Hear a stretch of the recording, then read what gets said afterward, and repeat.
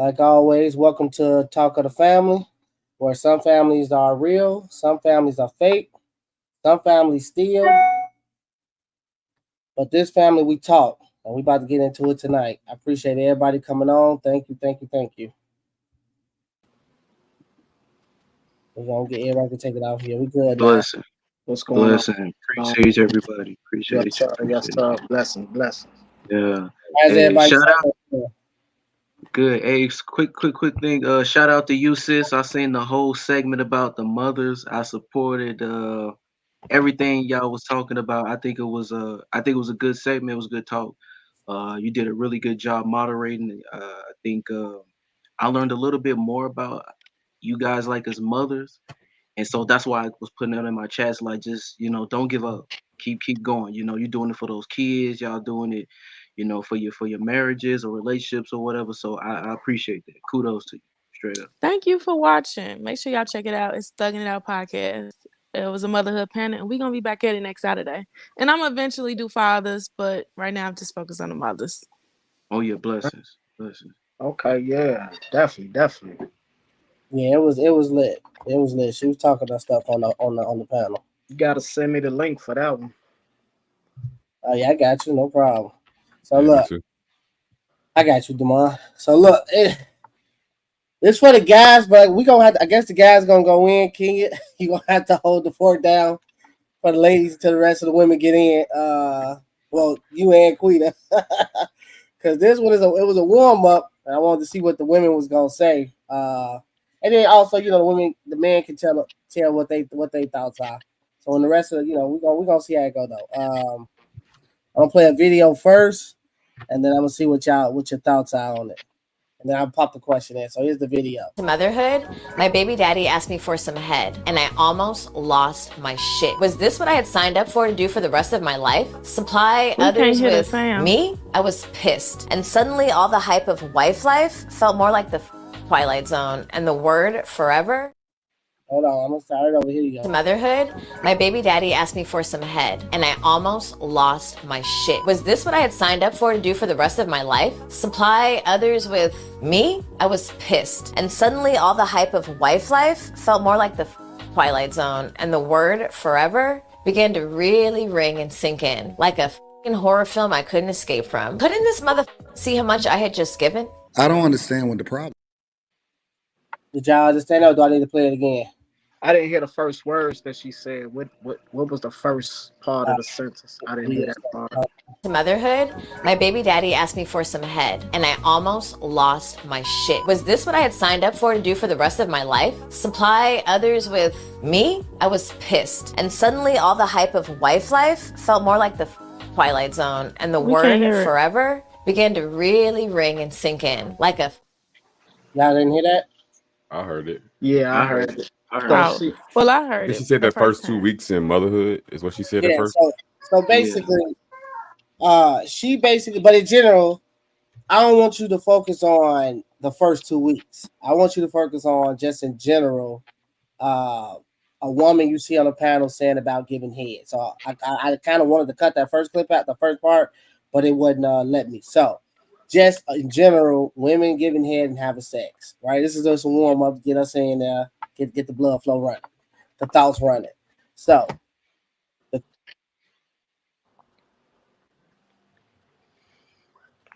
No, come Where on. did he go? He cut himself out. Right. Yeah. Oh man, I don't even think he know he out. Yeah. Look at that screen. I think he'll realize probably. man, take Hey, welcome back. my bad. My bad. See, the universe will use for to talk some dumbass shit out your mouth. It just took you right on out. It probably was. That's probably the reason. But that's the question at the bottom of the screen. How often should your boyfriend or your husband receive head or sex throughout the week? Right? Oh, damn, that's what we on today. That's what we on today. It's funny, Quita, she just politely exited, like, I am not Y'all come on, Quita. in this conversation. Me and you done had talks, so we gonna get into it. That's the reason why I posed the question because of Quita. So we gonna start with Twan. Twan, how often Whoa. Okay, kick it off. Kick it off your first. wife? How often you believe your wife should definitely give it up to you? How often? Well, look, bro. I don't think I want her to be a hoe on demand like that. It's a lot that come with it. You know what I'm saying? Like, You gotta be honest. Don't give listen, us the politically correct answer. Just the thing, like it's like I want her to be able to give it to me all the time. That's the expectation is high as hell because I'm a highly sexual person. You know what I'm saying? So that, and she's not as highly sexual as I, so I gotta meet her in the middle somewhere with that shit. You know what I'm saying? Because if it was left up to me all day, every day, shit, you know what I'm saying? Like, honestly, you know, because I'm a highly sexual person, but I at least want to meet her in the middle because I don't want to over sexualize her ass because I am highly sexual. So, you know, I'm gonna meet her in the middle on that one. So maybe 3 times a week, I guess, you know. Like, listen, I don't want to put nothing like that. If you gotta tell your woman how many times to give me head, it's a problem, bro. This is something that she should know. She should know her man. Like, some men are highly sexual, some men are not. So it's like a woman should know her man, and she should be able to know, like, this nigga needs some, you know, a couple, 3-4 times, you know what I'm saying, a week. That's kind of like on a woman and her observance of that man. And I hope like hell my woman observed that I need it right now after this show. You know what I'm saying? So that's my opinion on that. Right after the show. He said, "Oh, you know, I During did the right show, after the show." We gonna go. I'm gonna come back with a question for you, Twan, with that one. But we're gonna go to Kenya. How often do you think you should give it up? I mean, I feel like 3 times a week, but I feel like sometimes we just got to be realistic because it's a lot. I feel like when you just married and it's just you and that person, it's easy to do it all the time. But I feel like when you add work and you add kids and you add all the extra stuff, it's kind of hard to really get it in all the time. And also, even doing it every day when you got kids and ain't like y'all really finna be doing, it's finna be straight quickies. So it's like, would you rather have quickies every day and it's like not worth nothing, or would you rather have 3 days of good sex out the week? Wait a minute, is that what marriage is? Even with kids in there, just quickies? It could get like that. I'm not married. But married people on the panel, help me out. I'm saying just for me, kids. we got 3 kids. They got kids, like an infant, a toddler, a preteen. Yeah. So it's not realistic that, you know, our kids are always at the house. So it's not like we could just F like bunny rabbits. It's definitely gonna be sneaking and geeking. It's gonna be sneaking and geeking, hide from the kids. Like, that's what it is. Yeah. But I mean, even obviously it does change, but I'm thinking that, you know, the kids are like fully asleep, right? Ain't nobody getting up out the bed or anything like that. No, it is. And it's like, even with now that kind of time. now we got an infant sleeping in bed with you. You gotta sit there and think about all the fact. You got a baby in the bed with you. You got a toddler who be roaming at 2-3 in the morning. Then you also got a preteen boy that you kind of just got to be mindful about, because it's like what's going on? Like, I don't know. Is it more like a self-conscious thing, because it's like, you know, because you got those kids, you kind of like always thinking like you just can't get outside your body because you got them kids. So it becomes a self-conscious thing with parenting, with sex, I think, in the house. Yeah, because you don't want to get caught. It's like you going back to teenage years where you sneaking and geeking. It's like, I don't want to traumatize my kids if we sitting there going in it and they walk through the door and like I don't want to traumatize my kids. Because I got traumatized like that as a kid, and I still ain't forgave my mama for that. Because it's like, when you walk in the door, you see your mama legs up, and it's like, oh, no, that's just a picture I think no child should see. But because I'm going to come behind and say, I got a problem with that. I don't give a damn about no damn kids. I'm going to be honest with you.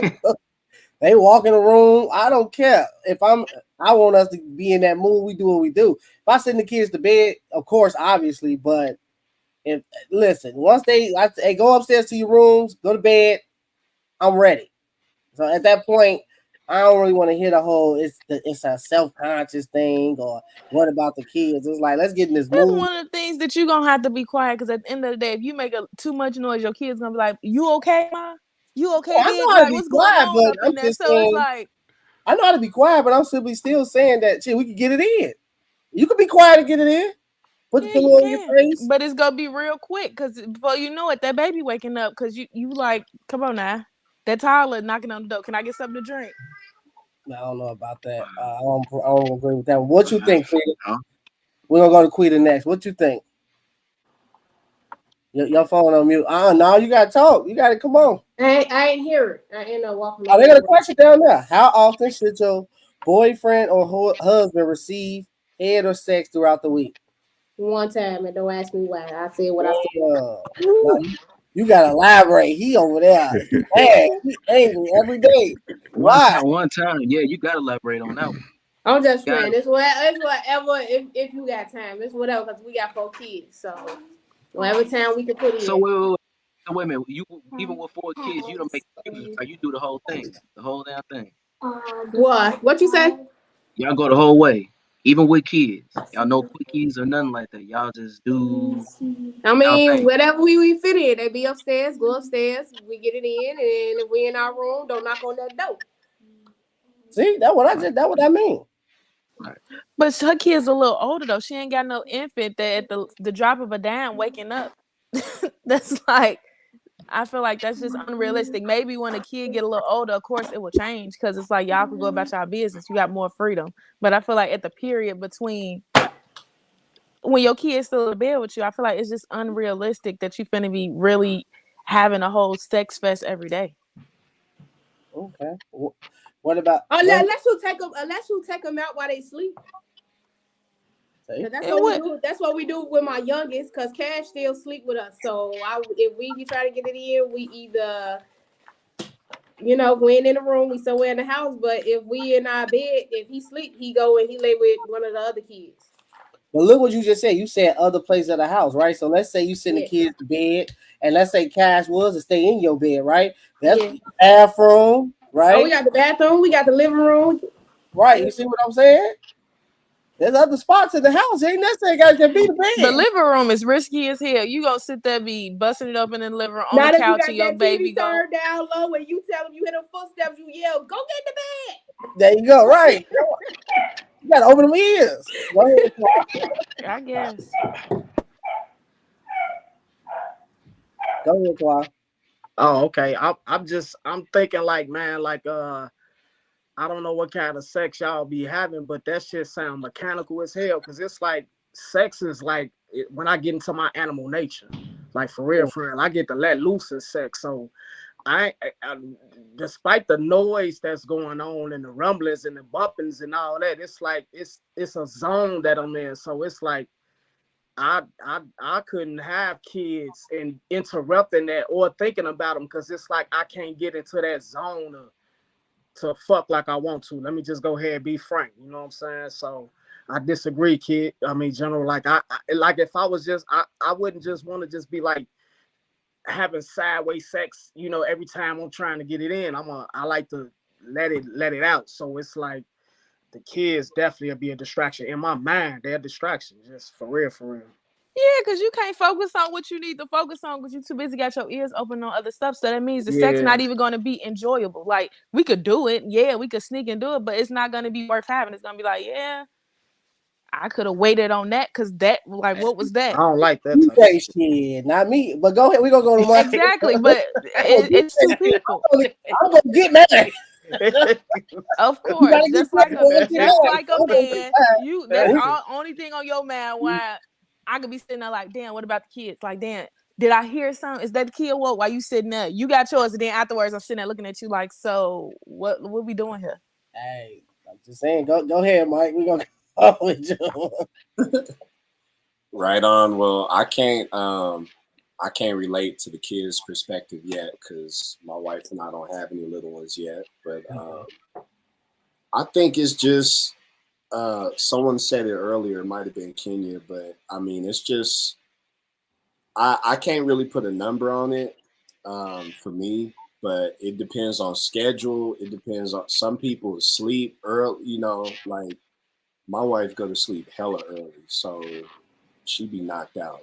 You know what I mean? So sometimes, so it depends. But I mean, we work that out where I'll wake her up in the middle of the night, or it's in the morning, or what have you.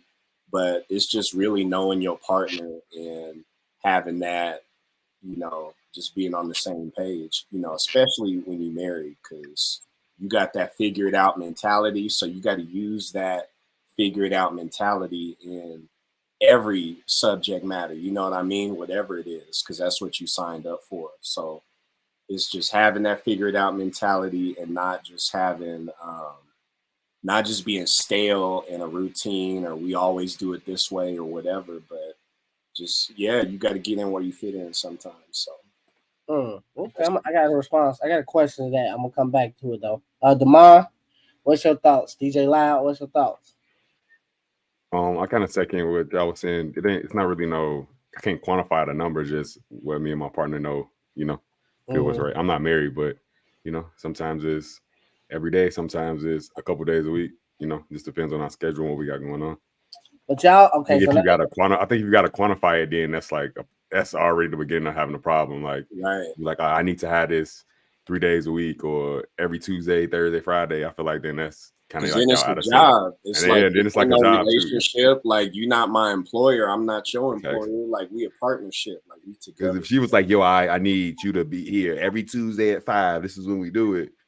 And then after a while, then like you said, it ain't fun. It ain't spontaneous. It's like, all right, you know.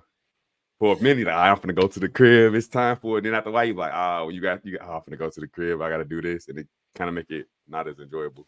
I low key kind of disagree with that. I feel like, right, me too. Because I feel like you just getting tired of them. I mean, I feel like, you know, we stray away from scheduling, but just think about it. If we was to schedule, like we finna schedule like 2 days, like when I say schedule, I mean like we got a babysitter, like we got a room, like we finna, if you scheduling like that, like where it's gonna be an actual date where you can actually have quality over quantity, I feel like what's wrong with that? Versus we sitting there like we date or something like that. I mean, like a little quick scheduling a quickie or something. That's what I meant by that. But like having a date and stuff scheduled, that's like that. I mean, I feel like people we get so when somebody say like we need to schedule sex, people like, I don't know, I don't want to. But just imagine if you and your partner say, you know, next week is the day. So that night we finna get a nice hotel room. You gonna get your lingerie, we gonna eat, we got a babysitter, we finna do it all, and we really finna enjoy each other, and we finna actually enjoy it versus we sitting there looking like, damn, is the kid asleep? I know you tired, but can you lift your leg up? Well, can I get a little head today? Like DJ Loud be having bougie sex. Right, that's a lot. You gotta go. You gotta plan the date out, and then you gotta get the right schedule with the, you know, the babysitter. No, like, I'm not sitting there saying that you. But I feel like it's a difference between just scheduling every time y'all have sex versus saying we gonna have a date on next Tuesday. I feel like it's a different thing. I'm not. I mean, still keep the 3 days out the week. Like we still do it when we could do it, but I feel like at least 2 times out the month, we really decide like, okay, we got kids, we got work, but these days it's for us. I feel like what's the problem with that? Well, you said 2 times out the month. I said keep the the regular 3 days out the week and the quickies, but I'm saying put 2 days on the calendar where it's like fuck these kids, fuck the job, fuck all this. It's only gonna be about me and you. I feel like it'll be more. That's spontaneous in a way because you never know what you're gonna get. Like we might take an edible.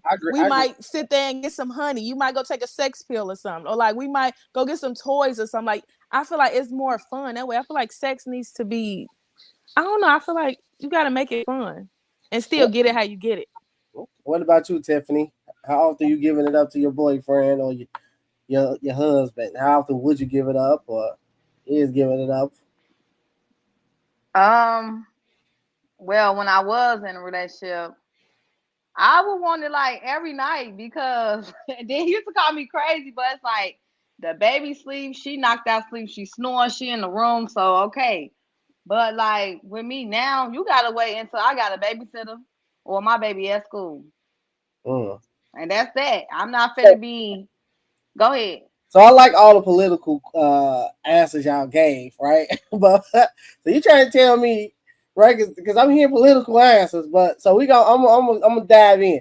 So you trying to tell me, and this question goes for the man, y'all wives or girlfriends ain't never said not tonight, and there was that night where y'all like, I gotta get one in, and they, nope, no head, no sex, no hand job, you ain't getting shit. Leave me alone, don't touch me. You trying to tell me ain't nobody on this panel experienced that but me?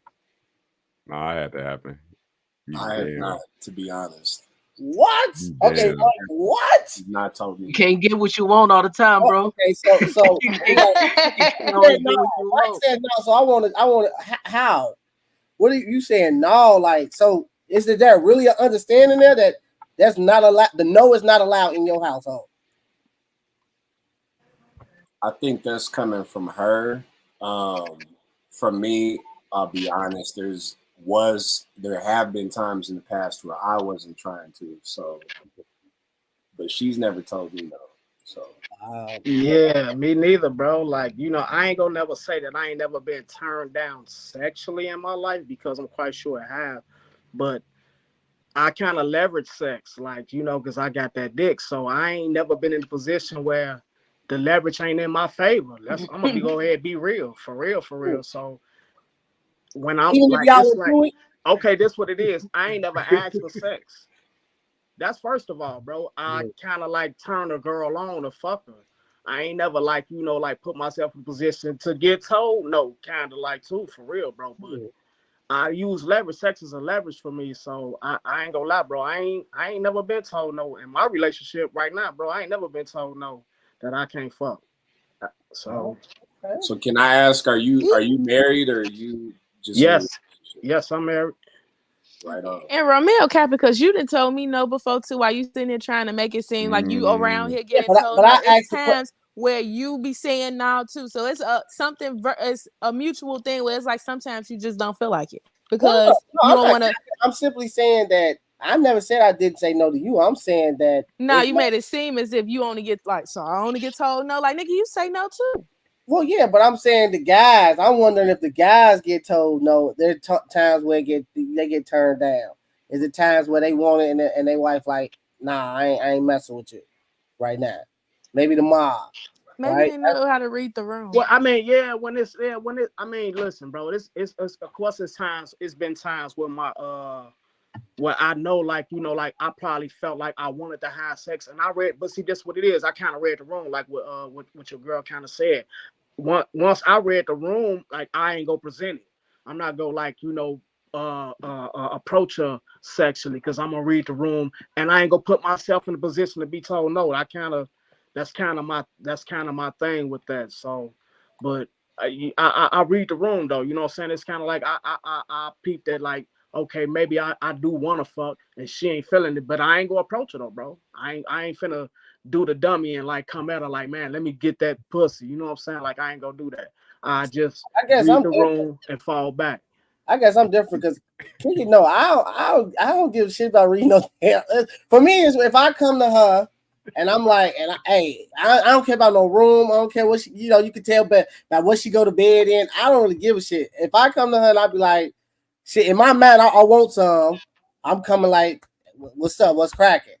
And I might be like, she might be like, nah, not tonight. Well, right? We're all sexual beings, right? We're all sexual beings. We love our partner. So of course, at every given moment, we want to do it. But it's a time and a place for everything also as well. You know what I mean? Like, you're looking good in the bathroom and I just want to jump your bones. It can't be just maybe like it's kind of me, but I don't want. Maybe it's a turn off if she don't want me. If she ain't sexually into me into that moment, that's a turn off. Like, I'm turned off. So I don't know if that's a me thing, but if I'm getting any type of turn offish vibe from a woman, I don't want to pursue the sex at all. It's a turn off. I can't. So if your wife say no, Twan, that's a turn off? No, I'm saying it's a turn off as far as pursuing. Like, I ain't finna keep pursuing.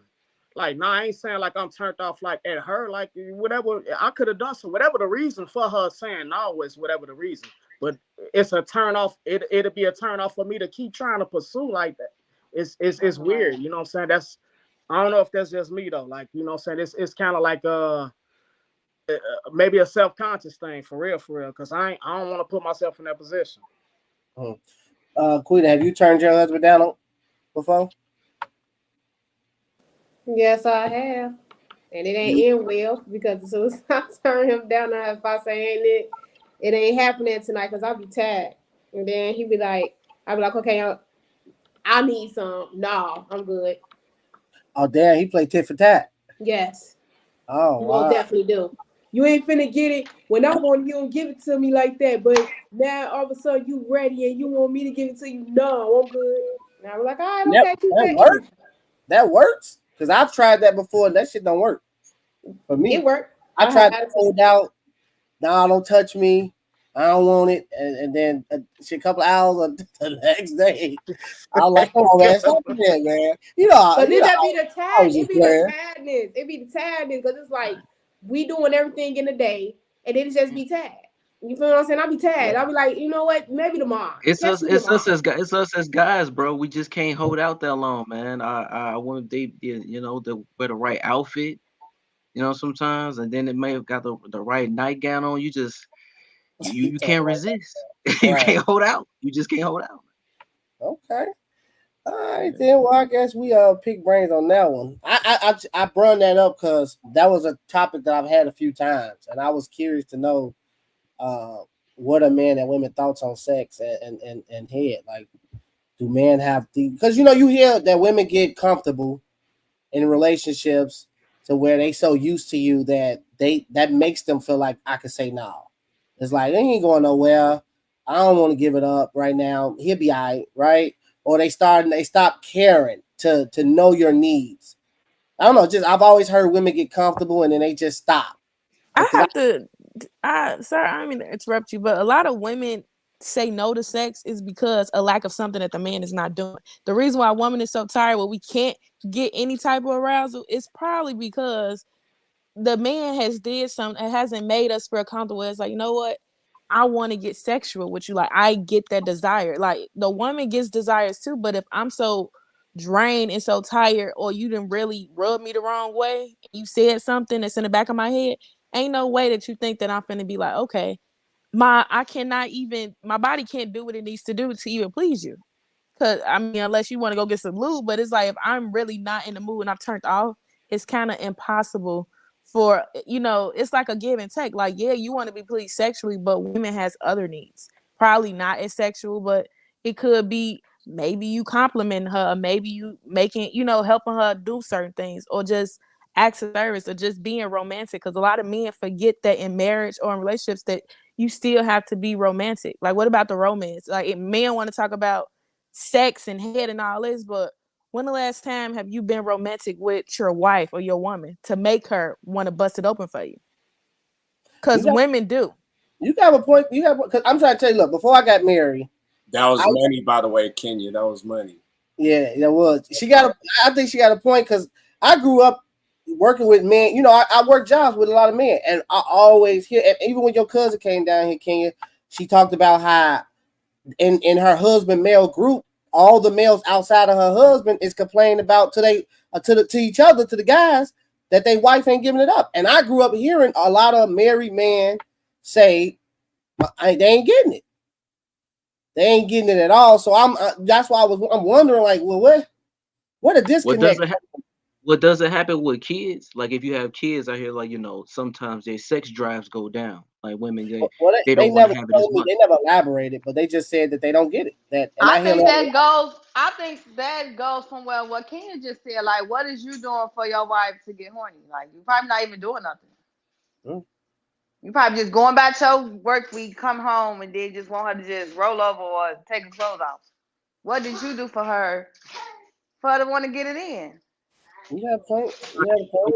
And it's not the sex drive, it's the excitement. It's the excitement. I think it's both. Because, like, for me personally, like, after I had my daughter, my body went through a whole lot of changes where, like, my sex drive was, like, gone. Like, non-existent. But then it's different when I had my son. My body didn't change like that. So I feel like your body changed, especially after kids, as you age. Like your body just changed, and I think men don't take that into account because I feel like men's sex drive stay the same from It puberty does, on up. yeah, and we we're definitely selfish. I got can admit to that. Very selfish. yeah, we Very definitely got to selfish. take that to account. But that's why we gotta, for me, like, cause I got a high sex drive, so it's like it's still a game for me, and I enjoy the game well. That's why I don't think I had the issues that I had, because I still play the sex game with my woman. It's still a chase. It's still like, you know what I'm saying, like me trying to my best to turn her the fuck on, because that's what's turning me on. Not me trying to get some pussy. Me getting some pussy don't turn me on. Actually, a woman's being turned on is what turned me on for real, bro. So I think, for a lot of guys need to keep that hunger in mind when it's to it, so it don't become so robotic, so mechanical with sex, because that's what kill a lot of this shit, man. A lot of repetitive behavior. So for me, I keep that young tiger in me, man. You know what I'm saying? That chase, and it's valuable, man. For real, man. Let me ask you this before we move on. Do you prefer all the time for you guys to be the hunters in the bedroom, where you constantly beating on the wife though, like, turning her on? Do guys want to feel wanted, where you want your wife to turn you on and be like, give me that motherfucker, shit like that, Paul? But you get what I'm saying?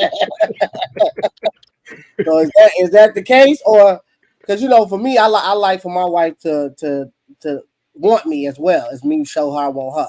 Like I want her to do some shit to me, goddammit. So, what about you guys? I want to feel wanted as well. Yeah, you're right. Okay. I think it's something good, magical when your wife make you feel like you want it, or your girl. So, it's important because everybody wants to be validated. You know what I mean? So if one person is the only one that's the hunter every time, like obviously that gets tired and worn out, and so everybody wants to be validated in that way. So it needs to be both people. I don't know, man. Like I maybe I disagree a little bit, because I'm not gonna want her. I'm not gonna hunt unless she want me. That's first of all. Her wanting me is what's creating this hunt feeling. Like I gotta have her, because she giving me something. She's showing me that she's wanting me. So that's giving me the validation to hunt. But just to that degree, you know what I'm saying? Just to that degree. But her wanting me, that's what creates the hunt, though. Okay. All right, then. Well, I appreciate y'all answers with that one. We're gonna go to the next. That was a good segment right there. That was a good introduction coming in. I like that. We got to move on to the next one. I got another video that I want to play y'all. Let me see y'all thoughts on it. And it's more about with women's body count, but men's body count, and so concerned with women's body count, but men's body count are twice as much, but obviously don't matter. Well, here's the thing. You have to understand that there's a great difference between males and females. Men and women are not the same. You are not equal. Men mark their territory. The higher your body count is, the less likely he can bond you and bind you to him as his property, right? Men are takers by nature. They take energy. That's what they do. So the more men that you're with, the more value you lose, because you got so many men taken from you, right? After they done took so much from you, what do you have to offer after that? Nothing. So as a woman, why would you want a high body count? Why would you want so many men taken from you so that you can be depressed? You can have anxiety. You can have all of these demons inside. So what's y'all thoughts on that? Here's the question. I'm sorry, the depressed part is funny. So depressed from too many dicks is crazy. She's the anxiety from the like, dick. But she does make a good point. She makes sense. Because that's just like energy, like the vampire energies. Like they'll transfer that shit into you through sex, and that's real shit. Yeah, you'll have sex with a man that's depressed. 2 days later, you depressed as fuck for no So reason. that's look. I want y'all to get into it with this one. So, question is it harder for a female to get a man when her body count is high? Right? I've heard. Now, this is a question me and Kenya have debated time in and time out. She has a whole different perspective. I'll let her explain that to y'all. But I feel that a woman's body count should not be high at all. I feel exactly what Tiffany has said. It's I believe in energy transfer. I believe that to the core. So for me, I feel like the more you take in, the more man you have, the more, like I said, the more that they leave you with nothing, or they could possibly leave you with something that makes you that breaks you more and more, breaks you down, makes you become. How can I put? I like to use the word broken. So, but I'll let y'all get it in and then I'll finish up. But we're gonna go with how you know how many men she had? How do you know? You just know. It's impossible to know. That's you my never point. Know. It's you so never impossible. know. What's wrong with asking how many men have you slept with? And people gonna lie. That's a woman I mean, I'm gonna gonna say they're gonna lie. Five. Ain't nobody like 30, 500. They just go, a couple. I had 2, 3 boyfriends. Like, what you mean? And once y'all hit, you will never know. Once you enter that lady, you will never know how many bodies been inside of her. You will not know unless she don't take care of herself. But other than that, will never know how many men been inside that woman unless she tells you, which she could possibly lie, or she don't take care of herself, and you just feel that she been around the way sometimes. But then it's really not the thing, because a woman can have a whole baby, a whole 5 to 10 pound baby come out her vagina, and it snaps right back to the tighter than what it was. So it's not like a man could really know exactly how many men been inside this woman unless she physically shows it. That's why I feel like body counts don't matter. I feel like it's a mental thing. Even with that video, the lady say it's energy transfer. If your mental is strong, you are in control. Like, your mind controls your body, your emotions, all that. So if you're mentally strong and you just having sex and you know what you're doing and you just having sex, not looking for anything or not trying to take on anything, you will not, because your mind is already programmed that way. But if you're out here looking for somebody to give you something and to leave you with something, of course that energy would transfer, but I don't think it's sexual energy. Okay. I mean, how many females that you know that was a hoe and then they move, go somewhere else, new people, nobody know them, they get a man, they got a family, everything. You see them on Instagram, happy as hell, everything. You like, dang, so the married dude don't know she used to blah blah blah. He don't know. But that's not for y'all to be tricking on a woman like that. It's not about your past. Exactly. That's bringing up somebody's past. That's just like you been with 1,000 women, then you get a wife and we be like, oh dang, he used to sleep with me and my sisters. And look at him now, he married. No, you don't do that. I'm not saying I was gonna say something. I'm simply saying that if it mattered, how you gonna know if a woman was promiscuous here and then 5 years later she moved somewhere else and she happy and married, that dude don't know that she was promiscuous. So like I'm saying, you don't know what her body count is. He happy, he love her. But that goes for with the man too. That goes for a man too. I would be afraid just by the number. I don't care about your past. Me as a man, and I'm potentially looking at you as a wife. I think you will owe me at least, even if it is the past. I feel like as long as nobody got no AIDS, no herpes, how many men you have been with. But how you know, bro? Because I just need for me, I need to know. You will never know. She will tell you 5. She will tell you 5. I see. So you'll want to know how many men your woman slept with. And when she asks you how many women you slept with, is that okay? Because I feel like it shouldn't matter. I think we should just owe it to each other just to know if we're gonna have a partnership. Because you ask those type of questions. I mean, if somebody was to say I had sex with a lot of men, I will ask the question, well, have you gotten tested? Because I will ask you that, because I'm not gonna get in bed with you, and if you didn't, if you haven't got tested or something like, because something like that would really scare me. So I'm gonna. Yeah, that's true. And I also feel like women that have a lot of, sex partners and shit like that, you should be going to the doctor anyway before you even decide to get in a relationship. And that goes for both genders too. Okay. So that's just like me. If I got a lot of sex partners, I'm gonna go to the doctor, make sure I don't have no AIDS, no HIV, and all of that. And if I want to get into a relationship, I'm gonna do that, and I'm gonna be open with my partner about it. He can go to the doctor with me. Shit. It's all about not being ashamed of your game, and not having no hidden agendas. Yeah, it depends. Yeah, you're right. I agree. It depends on the female. Like what are you trying to get out of this? Like, are you just looking for like meaningless sex just to say, oh, I had sex with all these hot, attractive looking dudes and I'm not trying to settle down? Or are you trying to say, well, I made a lot of choices, right? Good or bad, right? But now I'm trying to be more conservative, like with my body. I'm trying to be more conscious and aware of like who I want to have, my life in an intimate type of way.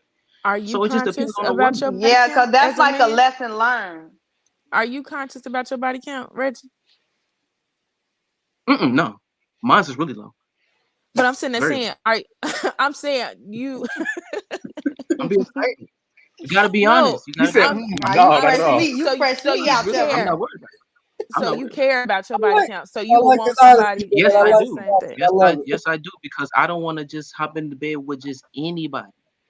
That's why you have to be honest about who you want to engage with, who you want to spend the rest of your life with. I mean, I have no problem just So I got telling a my question, partner how Reggie. many like people What I've if been she with. was a hoe and I she have took a no issue. spiritual bath? Go ahead. I Say gotta it hear that. Go ahead. Go ahead. Say it. Mr. Wait, Serious I'm is say it bad. again. I got lost in translation with it. What you say? I say, what if she was a whore and she took a spiritual bath and washed all that shit away and like start over? Even though you can't like start over as like having sex, but you know what I mean. I like that. Tiffany, go ahead.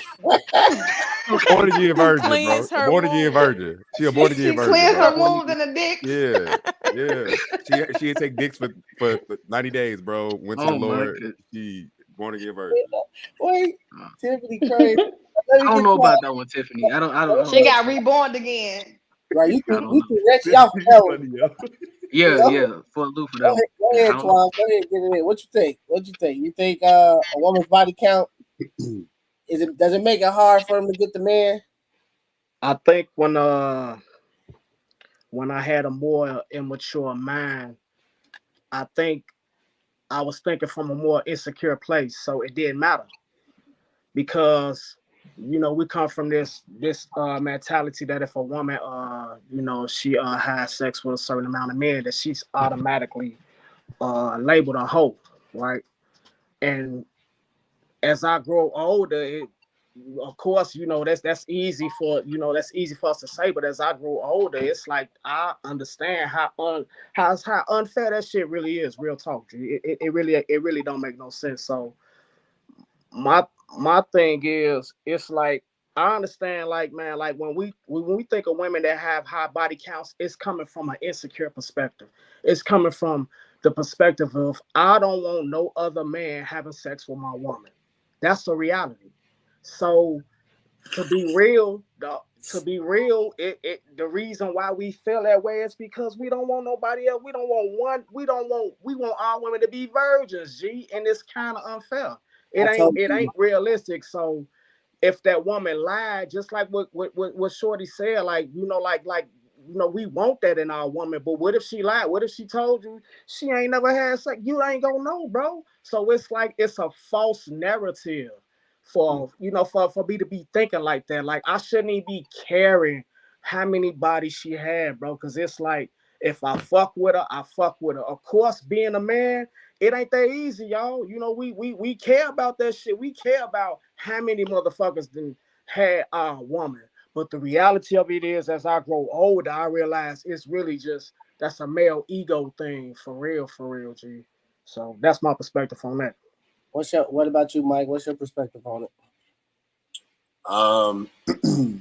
Similar to what my man's just said, I think it is harder for women to get a man, depending on what kind of man she's after, if her body count is high. And I think that's based off of, obviously social media, societal pressures, all of that. I think it is harder, but I'm also flip it on y'all just a little bit. I think it's harder for a man too, because just at the end of the day, in any subject matter, your reputation, you know what I mean? It's like a banner that goes ahead of you before you even speak or even, you know, communicate to somebody. So if people already know, you know what I mean, that you have this reputation or that your body count is high, people gonna judge you. Like, we not supposed to judge people, but we all judge people. Like, let's keep it 100 at the end of the day. You know what I mean? So I do think it's harder for women when they have a high body count, but I think it's, I can't say it's the same because it's probably not, but I think it's also hard for men too if they have that same reputation. Yeah, I agree with you, Mike. I want to, But it's like what you said. Like, I for got you, men, Jamal. we look at it as a sexual conquest. I got the Reggie. You go So ahead. so if we say we've been with a lot of women, that's nothing to us, right? Or we'll be labeled as what, man whores, whatever the case may be. Like, we use that as like women as trophies. So if we've been with many women, like, we take that in the highest regard. But for a woman, that's a no-no. Right. Right? That's a no. Like, let's Right. not go near that. You know? Totally agree. And J. Cole had a song, it might have been on his Friday Night Lights mixtape, where he talks about that, where he, you know, wanted the woman, you know, in the beginning that had a high body count because she was experienced, you know, type of thing. So yeah, for sure. So hard to. It doesn't weigh the same. I agree. It doesn't weigh the same. Right. Go ahead. I got y'all. Go ahead, Loud. I think what you said, Mike, about it's more about the perception of the person than it is the actual number. Because again, you never gonna honestly know what the number is. But if you see a woman that is known to be a hoe, then like obviously not, she gonna have a harder time getting them in. But like I mentioned before, if she goes somewhere different and people perceive her in a different way, then that doesn't follow you. Just the same for a dude. If you perceive to be this player and you're looking for a woman, she gonna instantly, oh, are you a player? I'm not rocking with you that way. So I think it's more about the perception than the actual physical body count. Okay, go ahead, Twan. Then you, Kenya. I got you. Oh, I just want to speak on. I don't think we men big up us being hoes more than women do. Like, honestly, bro, like, women kind of like secretly desire men who are more desirable by women, bro. So yeah, it might seem like that men kind of big that up, but actually it's a secret weapon that men who are players know that women are the ones who kind of like, you know, they kind of keep that thing going for us, like, you know, player, like they desire the men who are more desirable by women, bro. For real. That's not just us doing that shit. Women do that shit, bro. For real. But go ahead, continue. Go ahead, Kenya. I was gonna say, just going off of what Mike said, I feel like a man's high body count do make it harder for him to really be in a long-lasting relationship or a marriage. Because if you was a man that's been with a lot of women, you got a lot of experience. When you settle down with this one woman and you decide to be with this one woman, you're gonna have all these high expectations and all these experiences that you're going over, and that one woman would never be the 100 women you've been with. So you automatically coming into the relationship with this unrealistic expectation and standard, and it's gonna make the marriage or the relationship fail because you're gonna be comparing this one woman to being your 1,000 hoes. And it's kind of, I'm just gonna say, it's kind of bad to really have that experience, really on both parts. You know, I'm always gonna big up a woman and say a woman is her body, she can do what she wants. She want to do 1,000 dicks, let her do 1,000 dicks. Her body don't have nothing to do with my body and with nobody else's. If that's her prerogative, that's her prerogative. But it's just, I feel like, negligent on both genders to really be promiscuous and having a lot of 1,000 experience with 1,000 people. Because if you really want a serious relationship or marriage, it's really never gonna work in the sexual department, because y'all both are gonna be sitting there thinking about everything that you had and getting upset when that one person can't provide what you already experienced. Look, I'm gonna jump in now. I agree. I believe in energy transfer. So I'm gonna go back to that. I think, and I'm gonna use me an example.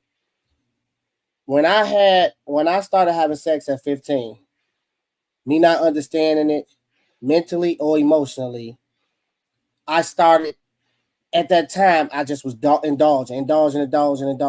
As I got older, I started seeing a lot of women that I was dealing with who had bad energy, who were trauma, who had trauma in their life, whether from a kid on up, whatever.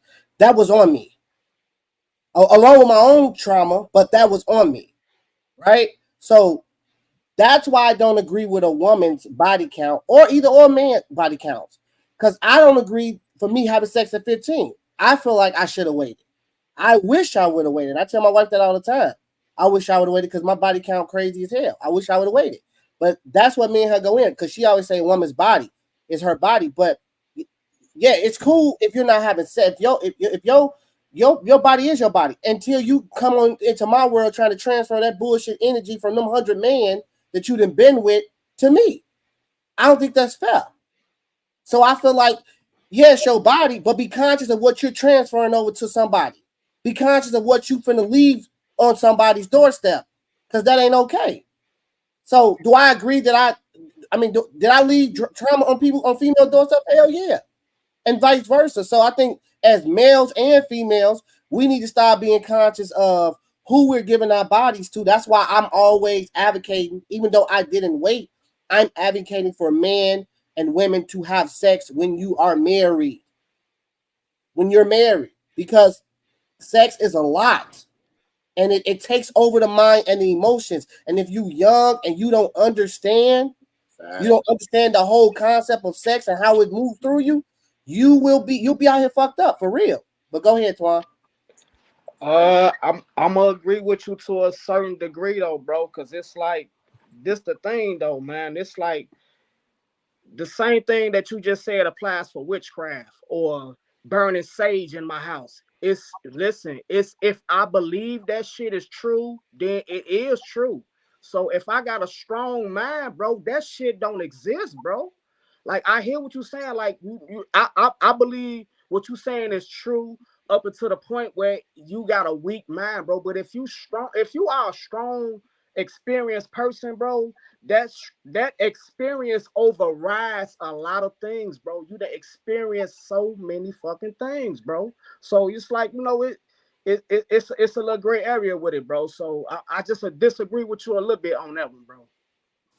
So I respectfully disagree with him too, because he stated a very important thing. He said he was broken. So of course, if you were broken and you were having sex with a whole lot of people and you already had trauma, and the person that you probably was having sex with, they were broken and had trauma, so y'all exchanging that behavior, y'all exchanging that bad energy. But if I'm mentally strong and mentally sane, and I understand that sex is just sex, and I'm not looking for you to heal me, I'm not taking none from you, my main concern of me and you having sex is for me to get my physical reaction and to move on. I'm not going to allow your energy to enter me because I'm mentally strong. Okay, so if someone... I'm going to prove you wrong when you're done. Go ahead. Go ahead, prove me wrong. So look, you said it don't transfer. It don't do none of that shit, right? Because mentally you're strong. But yet, people get in relationships. Let's hypothetically, right? You had sex with 1,000 people. Let's just hypothetically say that, right? You get with me like we are. I'm not giving you sex the way the 1,000 niggas gave you sex. That part alone, you've already been tainted, because you mentally you're looking for something because of all the shit that you've encountered, and now you putting that weight on me to deliver. That's not from energy though. That's from experience. It is. That's experience. No, it's not. It's from experience. Hold on. Look, you're gonna approach me with the energy of saying your dick is horrible, or you ain't doing this right, and you ain't doing that right. It's what you mean. It's energy. It's word. So now women and men can't critique a sexual partner. If the sex is trash, the sex is trash. So it got nothing to do with energy. 1,000 bodies. You wouldn't have to. What you mean? If I had only one body, if I had one body, and you, I got a question. If we all waited to marriage, like the Bible says, and properly like we should do, then we teach each other. I ain't got to worry about you and the 3 niggas before me. I ain't got one question. So you mean to tell me if you dating a virgin and you say, okay, baby, give me some head, and she sit there and while she giving you head, she's biting down on your penis. You mean to tell me that you're not gonna be like, yeah, that head was bad. You need the less teeth. So is that got something to do with energy transfer, or that just got something to do with you're bad at giving head? No. It's got something to do with energy, and it's got because you're listen. You gotta create energy to tell me what you feel. Energy comes from within. You're gonna create energy to tell me what you feel, and I told you what I feel based off what I feel. It had nothing to do with the energy, though. No, yes, it does. However you address it, because now this might be too explicit, but I like to be honest. In my past, I've given head to an older woman. I had motherfucking Winterfresh gum in my mouth. Went down on her. That motherfucking lady jumped the fuck up like, what the? With her energy, what the fuck are you doing? No, that was based on her physical reaction because the shit was fucking hot. Freak boy. You talking about Winterfresh gum? Winterfresh gum. Which added effort to Winterfresh gum? You freaky boy. Wow. So your breath wasn't there? What? That's why you want to wait till marriage. Exactly. That's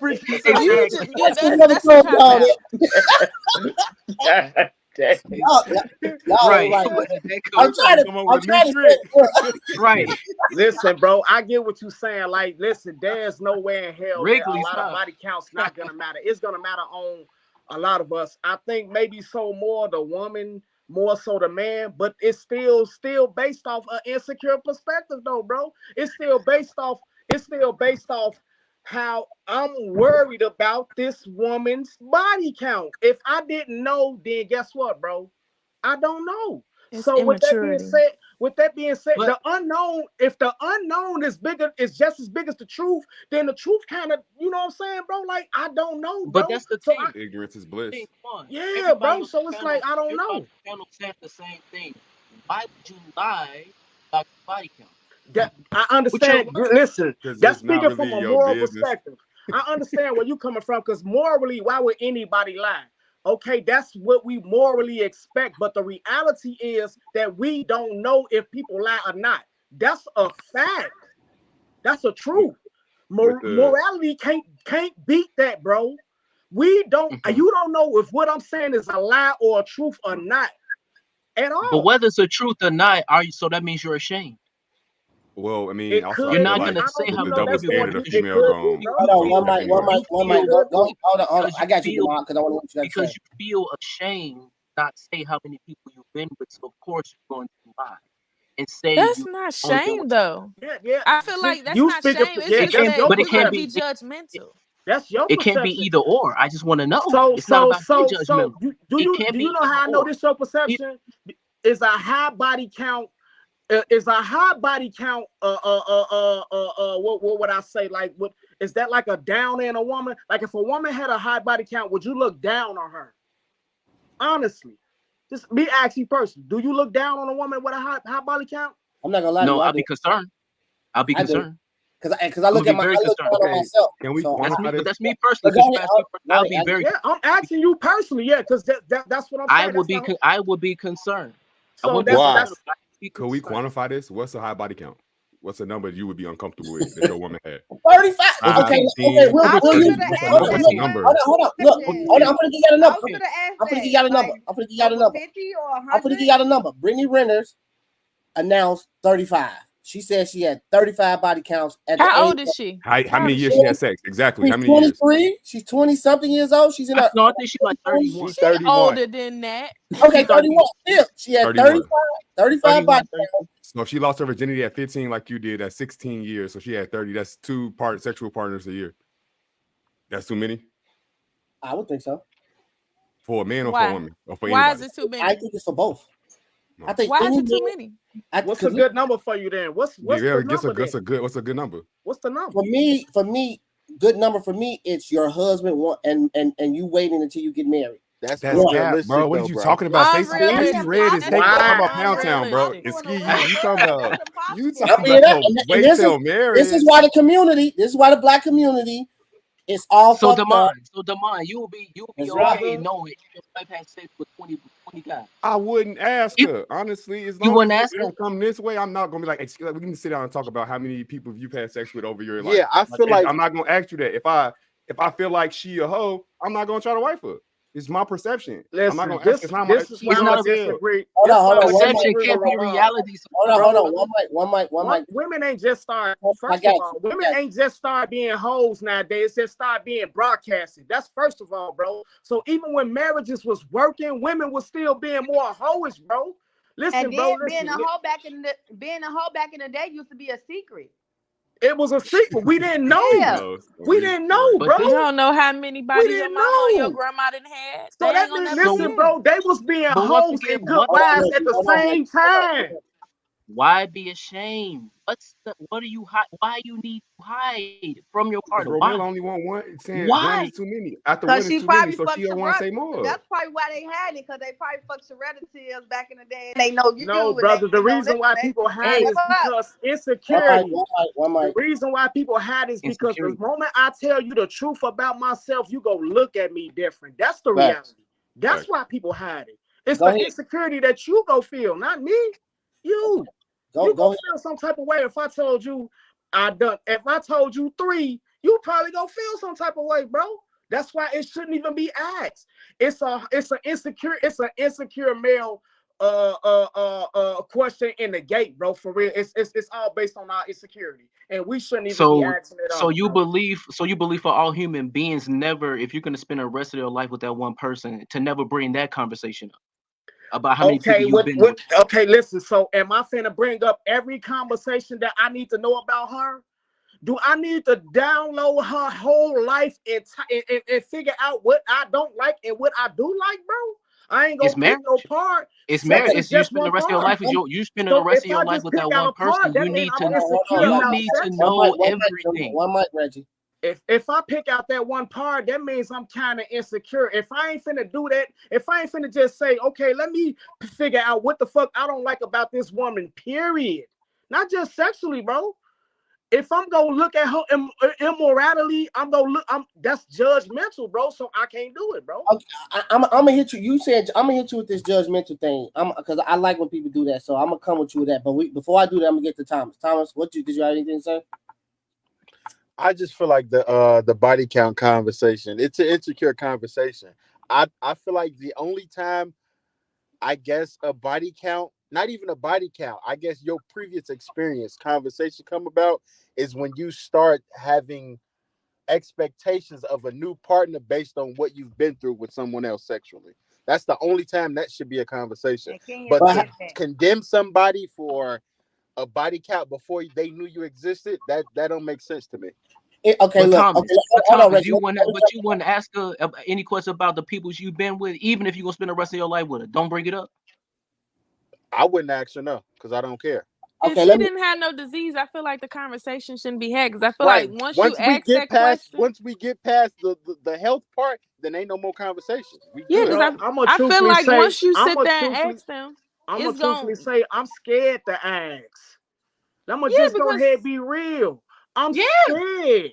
Because soon as y'all I'm hit, scared. like, I don't want to know, the bro. I'm scared. No, that's the answer. I'm not gonna sit up here and act like I'm scared to ask, bro, because I know my body count. I'm gonna just go ahead and be real. Yeah, that's what I was about to say, but I don't even want that energy, bro. I I don't even want that energy. It's like looking into your girl's phone, looking for stuff. One mic. When they ask about, then look, when they start asking about the body count, they gonna start asking what places you had sex at, and that's really gonna be like, oh shit, you judge. Really? Did you go down on them? I think. Right? Let me Did you jump in fuck there. them in the alley? Let me jump in there. Did you do anal? Let me jump in there. I think. Stephanie, I don't think people do in the alleys like that. I think. Hold on. Look. Hey, people be freaky, man. I think we're missing the concept of the whole point of sex. We out here having irresponsible sex whenever we start it. We get in relationships and we have automatically, naturally, mentally have expectations for our partner to do whatever, however, whenever. On top of that, we kind of taunt ourselves, whether it be male or female, because how often are we or when are we capable of being faithful? This is part of the problem. We got so much. Listen to this. We got so much experience when out here dicking all these women down, or these women jumping on dicks, that we taunt ourselves when it come to being faithful. We get in relationships, and despite whether anybody on this panel want to admit it or not, this is where the cheating concept and the mental part come in at. Because you're gonna constantly want something from your wife or your. That's a reach. I think that's sorry. Okay, keep going. What is happening right now? When we talk about the reach, and you got unfaithful people in relationships continuously happening. How is that a reach? Are you equating body counts and unfaithful? I mean, yes. Listen, I'm saying that's a reach. I don't know. When I'm saying why do people cheat though? So why do they cheat? So you saying people cheat based off of they past experiences that I had so many dicks that I need another one? See, we ain't being realistic. I think a lot of males cheat. It sounds like what she just said. It sounds like what you said because you didn't had a certain amount. You feel like when y'all bullshit me, man. Y'all not being real. More. I think a lot of males cheat, and I've heard this from when I was a shorty. I've heard this from my older peers, males, literally say, "Don't cheat when you get married until after a year." Then hold on. Then have you ever cheated? Then what? Have you ever cheated? Yes, that's the point. No. We can't do that. Y'all can't do that. No. Cheat? I want to know, why did you cheat? Is it because I wanted more sex? Because exactly what I'm saying, and Drew and Reggie could contest to this. Because she wasn't fucking me how the way I wanted to be fucked. I went and got it from somewhere else. Did you have that conversation with her though? Yes, I had that. Yes, I had that conversation. Wait, bro, do you got a high body count? You needed somebody who was more sexual compatible with you. On top, I got a high body count. Come on, no man, because y'all bullshit. Because women say all the time, you can suck a man's dick 24/7, and that nigga still go get another bitch to suck his dick. Stop playing. Why y'all playing? That's the ego. That's the ego thing. It's not. Body counts matter. Experience matter, and it is a cause of cheating. How can a virgin or a person that first meet their husband or their wife get married, the one body count, how can they cheat? What experience do they have behind that? Because they didn't go on the first time. It wasn't but if you've been with a lot of people, how I'm gonna enjoy you? Y'all. You've been with a lot of people. Ramon, bro. How do you know? Wait. Can I ask you a question? So what before a man and a woman get married? What is a man or a woman supposed to do during that time with everything going on? Like what is the expectation of a good man supposed to do? He's supposed to just not engage in no type of sex at all until you get married, or no? Like what I'm trying to get understanding. Like what you saying? Here's what your spiritual life is. You could contest it. Exactly. I think honestly, you just need to find somebody that I need to hear. Ask him. Yeah. I like what Mike said. Say it again twice, brother. Hold on, Reggie. Say it again twice. Hold on, Reggie. Kenya could contest to this. We have a 12-year-old son, and literally, I don't want him having sex until he meets the right one to marry. Because I understand and I'm not speaking this because I'm just some goofy ball. I felt this way about myself. Having the highest body count that I got, the experience that I went through in life, I understand listen to me. Before I started becoming one with myself, I had to take myself away from sex for a year to get back to thinking right, to flowing right. Do you understand? When I took sex off for 1 year, I literally was like, oh my gosh, my mind, my mental, my emotions was listen. Let me debunk you real quick. Who is the most successful race right now in the world? Chinese people. Chinese people. Okay. Let me just go ahead. Because we got some people right here in America who finna debunk what the hell you saying. These people are in the white people in America, right? They live the white lives, bro. Bro, they don't lock their kids up about sex. If a girl of course we know like a lot of Christian whites successful, we know how they is, but the majority of white people, bro, who business owners and who just live regular white people lives, bro, they don't live about what you saying, and they still successful, bro, and they still don't have the problems that we have when it comes to this ideology, bro, with this shit. Well, you know why? So listen, bro, they pick for their kids. Their numbers are low. White people White people, listen, hold on. White people debunk you, bro, because they out here doing what the fuck they gotta do, and they let their kids make them their own decisions, bro. White people are not having kids rapidly, and statistics say that white people are not having kids at a rapid pace like us black folks. That's the reason why the white man is creating these that whole motherfucking abortion abandoned thing. It wasn't for black women. You getting off what I'm saying. I'm using that to say you use white people that's a wrong example. No, it's not, bro. Because listen, I know for a fact that white people, listen, a white person go raise their kid like this, bro. Whatever you choose to do, fine sexually. We just talking about sexually. It's just it, bro. If you make a wrong decision and they still come out good. But white people also are getting married. Listen to me. I worked at a hospital. Look, I worked at a predominantly white hospital. There are 19-year-old women who are that was at the hospital that was either engaged or married before even opening their legs. We're not operating in that frequency as in the black community. Come on, man. And they cheating on the low, bro. And they cheating on the low. Being married and having sex is different, bro. I just don't think. I don't think you should. It should be like. I don't think it should. I get the high body count thing in a great area to destruction for that. You absolutely right, bro. Because once you start fucking, it might be a chance it's over with. That's the reality. But bro, to say that you shouldn't have no experience is such a fucking. It's not a cliche. Hold on. I want to get everybody in. It's not a cliche. I hear you, Quan. I want to get everybody in. When you're done, I want Mike. Go ahead. And then I want. Go ahead, Mike, because I heard you say something. Go ahead, Mike. What did I say? Because I don't remember. I don't know. I think white people prep their kids to get married and then have sex. I really but do. They still be fucked, though. They still be fucked. But I disagree with that. It's based on your spiritual life. It's based completely on your spiritual life and your home. White people don't be having spiritual lives. They be atheists. Okay, go ahead, King. They don't even be believing in God. Yeah, I'm gonna say two things. things. In a church that's super promiscuous. What you mean? I'm gonna say just two things. For one, I feel like we're talking about the new generation coming up as far as like the younger people. Of course, I would always say abstinence is the best key because sex do cloud your judgment. It do when you're younger because you're immature. You're not mentally ready to take on the impact of sex. Because at the end of the day, they're kids having sex and they're not mentally equipped to go with all the things that's afterwards. So of course, I feel like if we're talking about a younger generation, of course, wait until you marry before you have sex because when you do, you got the cause of, young people, they don't think that you could get pregnant. Like they believe in the pullout method. They immature. So it's a higher risk for younger people to have sex. But we're talking about grown, able adults. I feel like it's the body count situation, or you shouldn't have trying to say that you should have waited to marriage or anybody that didn't wait to marriage or I feel like that's bias. And I feel like you shouldn't say that because at the end of the day, everybody as an adult, they could decide what they want to do. If this person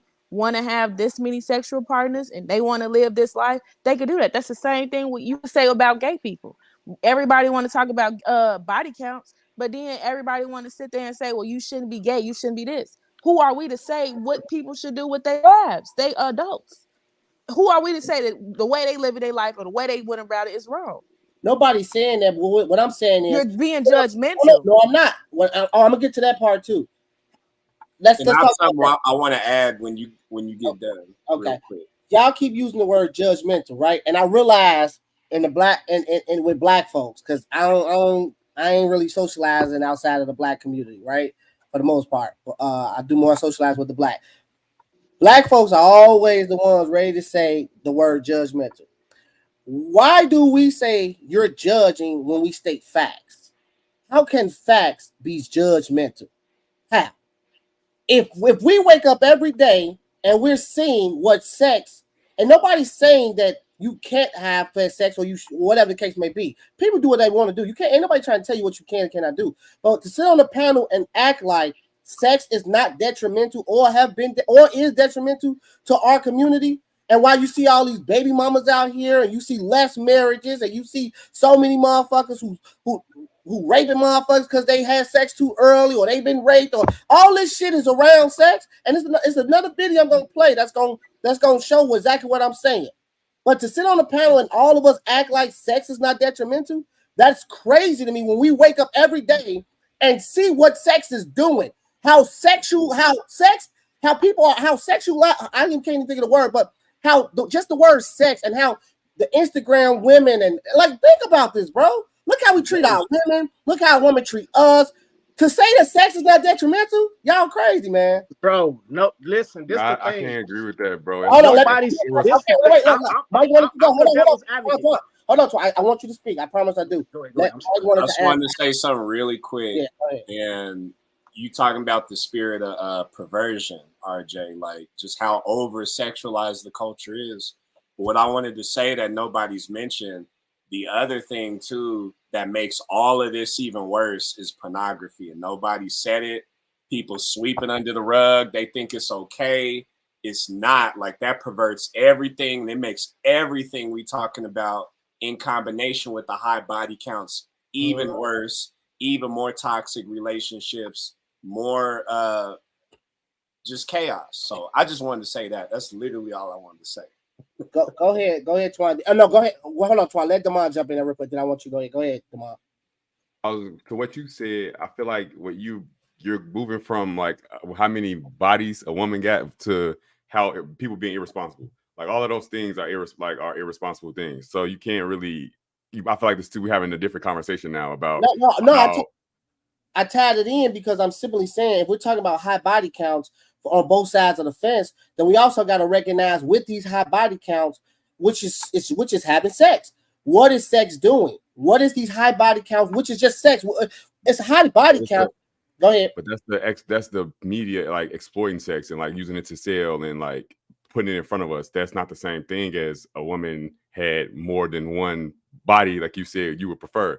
That's not the same thing. And I feel like the media, sex is not bad because the media is using it the wrong way. I don't think that sex is bad. You wake up every day, your dick on hard, like the Lord did that for you. So like, I'm not saying sex is sex. So okay, that's what I got for you. I'm not saying sex is bad, but the Lord also, I'm not a Bible thumper, but the Lord also said, wait till marriage.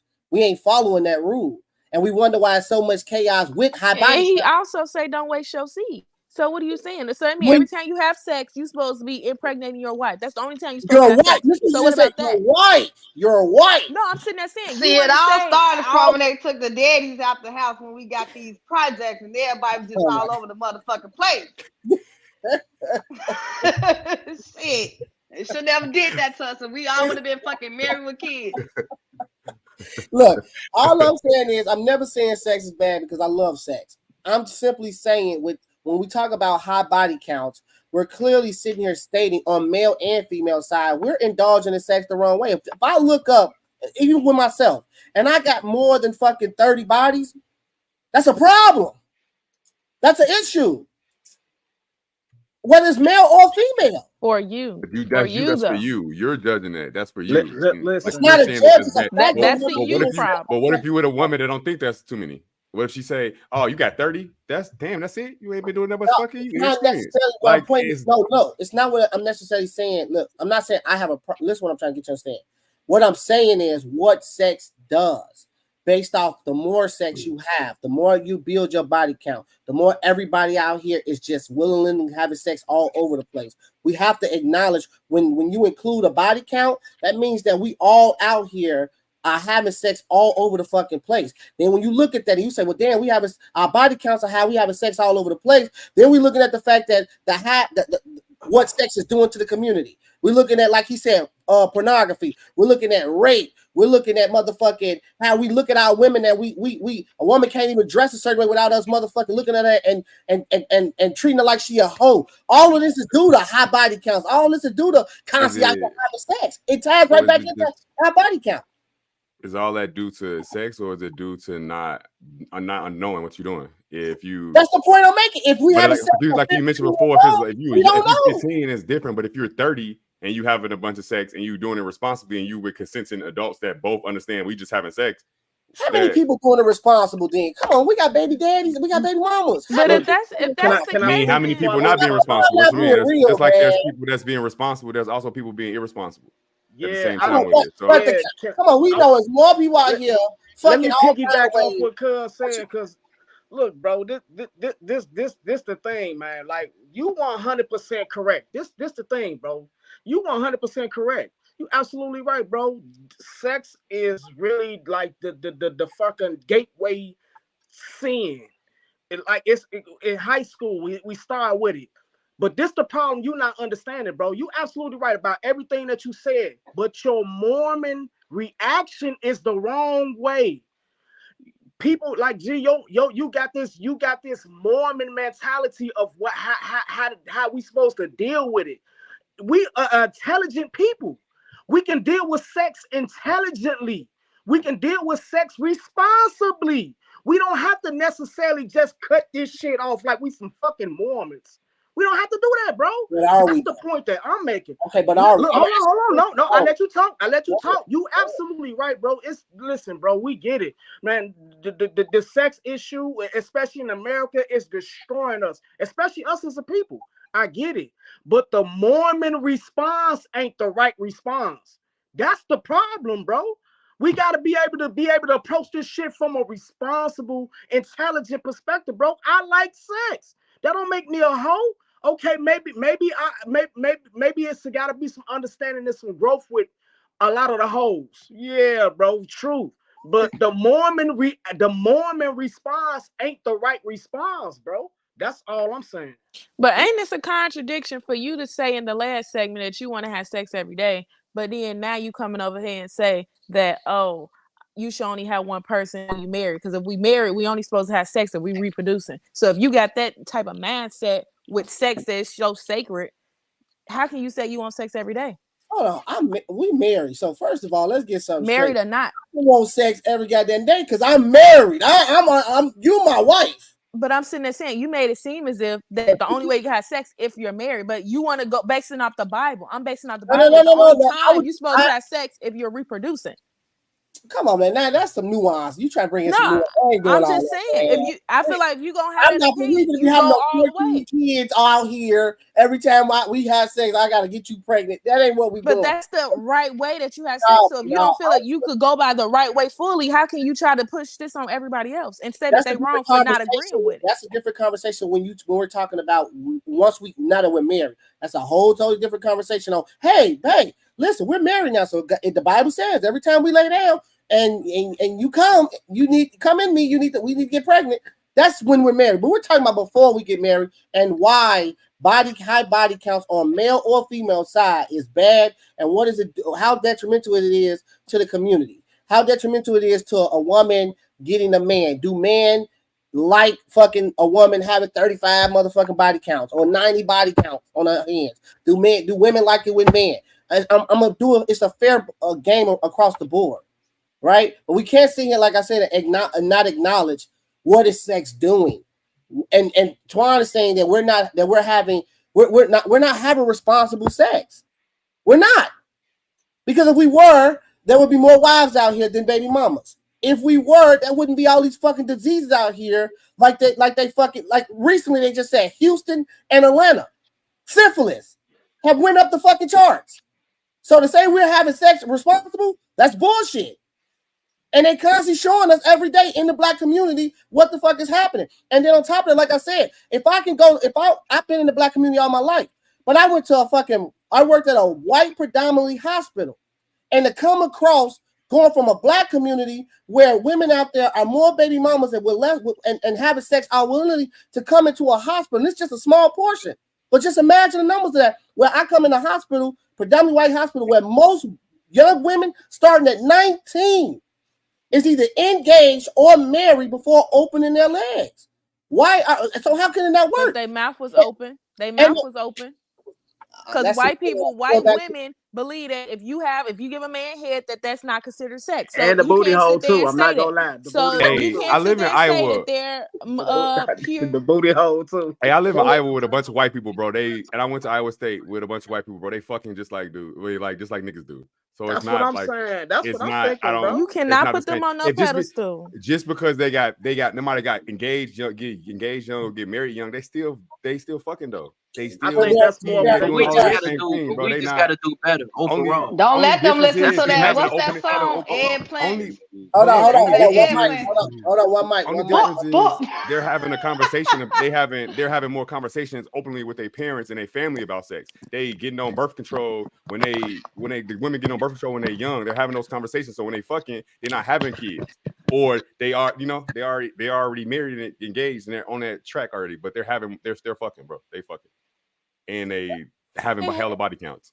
Or they had an abortion because these Or the abortions. I know some kids, they'll stories be with pregnant at 13, 14, and they white, and they mom gonna take their ass right to the abortion clinic and say, we're gonna take care of this because I don't want this to be a bad look on you. Thing about it is that in the black community, if a girl come home pregnant, the families are gonna say, okay, we're gonna have that baby. Even back in the day, our mamas and grandmas, our oldest auntie was probably pregnant at 13, and our grandma raised it. We didn't even know that was your oldest auntie child. So it's not like it's something new that all of a sudden kids are having kids. This shit been going on for years now. It's just a light. But we also saying that we also have to acknowledge back in the day when a man got a woman pregnant, a black woman pregnant, automatically marriage. Why? Hold on, let me say this. Why is it that they were having sex in the 50s, 60s, and 70s, just like we are today, but yet the marriage rates were way higher than it is today? Why is that? And they still was having sex, but they got married. The man stayed around. Kids. Come on, man. Media and then half of them in jail. Half Social of media them propaganda. That's in why. jail. And what Tiffany said. Social media. Social media. He's right. Social media. Listen. Yeah, That's like asking who better, LeBron James or Michael Jordan? You can't compare it, bro. It's two different times, bro. Listen, we dealing with the shit that we dealing with right now. That's what we dealing with, bro. And we can't look at what's right and what's wrong based off what the past thought was right and what's wrong, bro.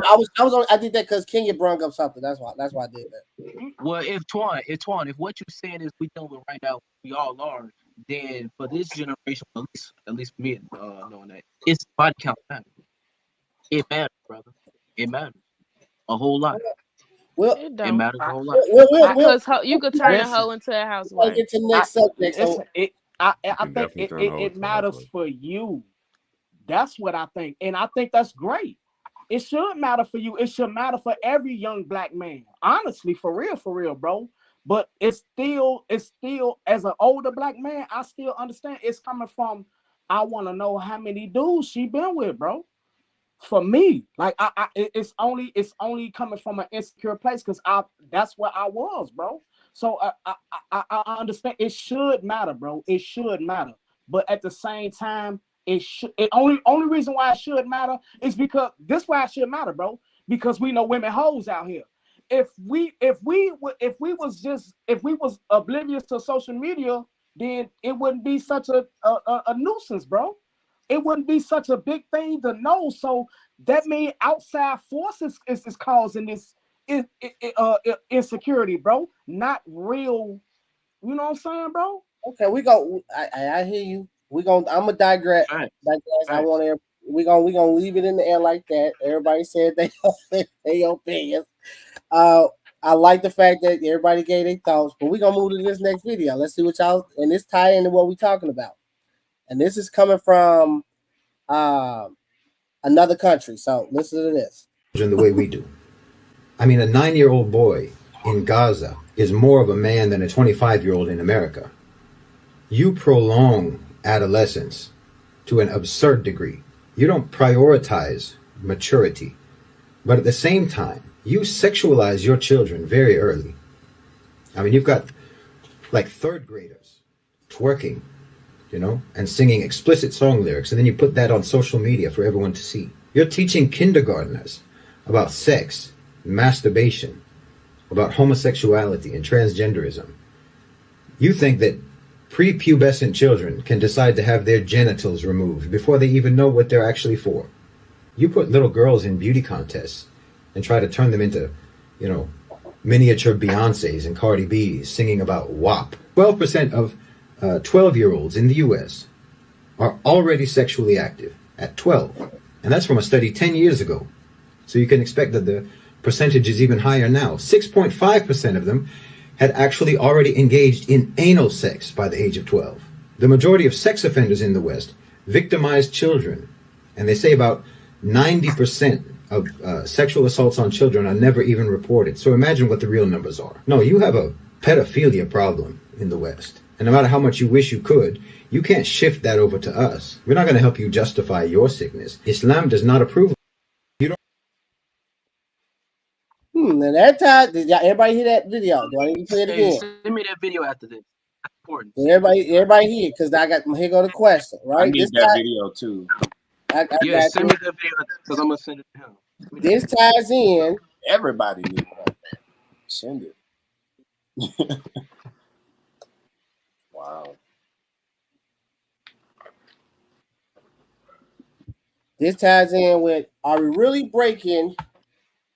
I might have did that wrong, but we gonna go off of it anyway. Are we really breaking generational curses and raising our kids correctly? Based off, we talking about sex and how young we shouldn't be, and the body counts, and even what that man said. This is what I mean by what I'm saying. What are we doing in America? Is we doing what we doing? Is we raising our kids correctly? Are we breaking generational curses? And we can start off with sex, if y'all would like, because that video shows, like he just said, adolescents over there are being raised to be men way before the adolescents over here. So we gonna start with Mike though. All right, on. This is a good question. I would say, like I said earlier. So first of all, I want to preface this. I probably should have said this in the beginning and whatnot, but everything I say is from a spiritual Christian perspective. You know what I mean? Like a lot of my answers, well, all of them that I'm given. So I say that to say it's a matter of perspective in how you are raised in your household, how you were brought up in your household, and then how you raise in your household once you are married and have kids, and however your household is set up, and I'm not saying ever to anybody, you need to be a Christian or whatever. I think you should, but that's not what I'm saying. But what I'm saying is it's a matter of perspective on your spiritual values, what you hold your standards to, based on if we are moving in the right direction and breaking generational curses. Because also one thing I want to say is, even as a Christian or whatever your faith is, we can't see all of our blind spots. You know what I mean? Nobody's perfect. Period. Case closed. So it's going to be, no matter how rooted you are in your faith, you're not going to know every generational curse and how to break it. And you're not going to always be raising your kids the right way, whatever the right way is according to your faith and how you were raised and all of that. So it's really a matter of perspective, based on your household, your mindset and your approach on, whether we are making progress to that. If your kids are exposed to, like the man was saying in the video at a young age, songs like WAP and all this explicit rap music and explicit movies, and have explicit access to social media, and they got access to Twitter and TikTok and Instagram and all of that, then they going backwards, in my opinion, at that young age, if they have access to all of that, because it's all so over sexualized. And if they're not putting boundaries as parents on all that stuff, and really know what your kids have access to on their laptops or phones or tablets or whatever, and even if you homeschool your kid or if you send them to school, there's also stuff, and you're not in their presence 24 hours a day. So it's all a matter of perspective and what you giving your kids access to. you can be a good and a cool parent, in my opinion, and have your kids go in the right direction without being strict and without, it's a matter of perspective, and it depends on your relationship with your kids, in my opinion. So whether we go in the right way or not, that's my. I respect that one. Go ahead, Miss Kenya. What do you got to say to that? I 100% agree. I feel like it's based on parenting, but that video with just the response to everything, I feel like that's just capitalism. America is a capitalistic country, and sex sells. That's the reason why everything is overly sexualized, because at the end of the day, that's what they make money off of. And that's the reason why in just a young age you got the songs, you got the people, you got the Instagram, like all of that is because people are making money off of it. And as a parent, it's your duty to shield your child from that. But I'm not going to say you got to be honest and let your child know it exists, but you got to have some type of reasoning of why, and just having open communication, and just you being a good example for your kids. And personally for me, I feel as if I'm breaking generation curse because I talked to my son. My son is 12 years old. He went through a phase with pornography, and I made it clear to him that, with just puberty and everything, it's, the reason why you getting these feelings is because at the end of the day, you getting a signal that your body works. Because at the end of the day, you're a boy, and you're made to plant a seed somewhere. But that seed is valuable. It should not be wasted, and it should only be to your wife that you want to, have a future with. I feel like that's the best way that I could sit there and prepare my kids. But I'm not going to be oblivious to know that this outside world is crazy. We live in America. It's free game everywhere. So it's more so giving your kids the information, but also trying to hold them to a certain standard. Ooh, I love that. You said that. Go ahead, Tiffany. What you think? Do you think we're breaking generation curses and raising our kids right? I mean, yeah, and then no. That's some parents, but with my daughter, I feel like breaking generation curses is like the religion thing. Okay. So in this house, we praise our ancestors and we praise the Most High. So I don't be on we Christian, we Baptist. We not doing that over here. So I just feel like I'm breaking that shit. No religious thing. We gonna stop doing the holiday shit. But it's like my family don't understand. But hey, if I got to be the outsider, oh well. But at the same time, I want her to elaborate a little bit more, Twan, because you brought that's interesting. That's a different perspective. I want you to time me in, Twan. Let me ask her a little more questions, right? Because I never heard that before. That your response. So when you say you're breaking generational curse, because my mindset to break generational curse is way different from what you just broke down, and I like that. So you say you breaking generational curses. What expand on that a little bit more? You say no holidays, no religion. Okay, give me a little bit more if you can on that. Cause it's all like I feel like if I'm about my hold on, y'all. Babe, I think that was her daughter. Her daughter. I feel that's my baby. That's my daughter. But I feel like with the religious thing, it's like it's just overrated, and it's been like that for decades. And it's like because Christians still celebrate Christmas and Jesus Christ. And I'm into tarot readers and stuff like that. That's how I operate.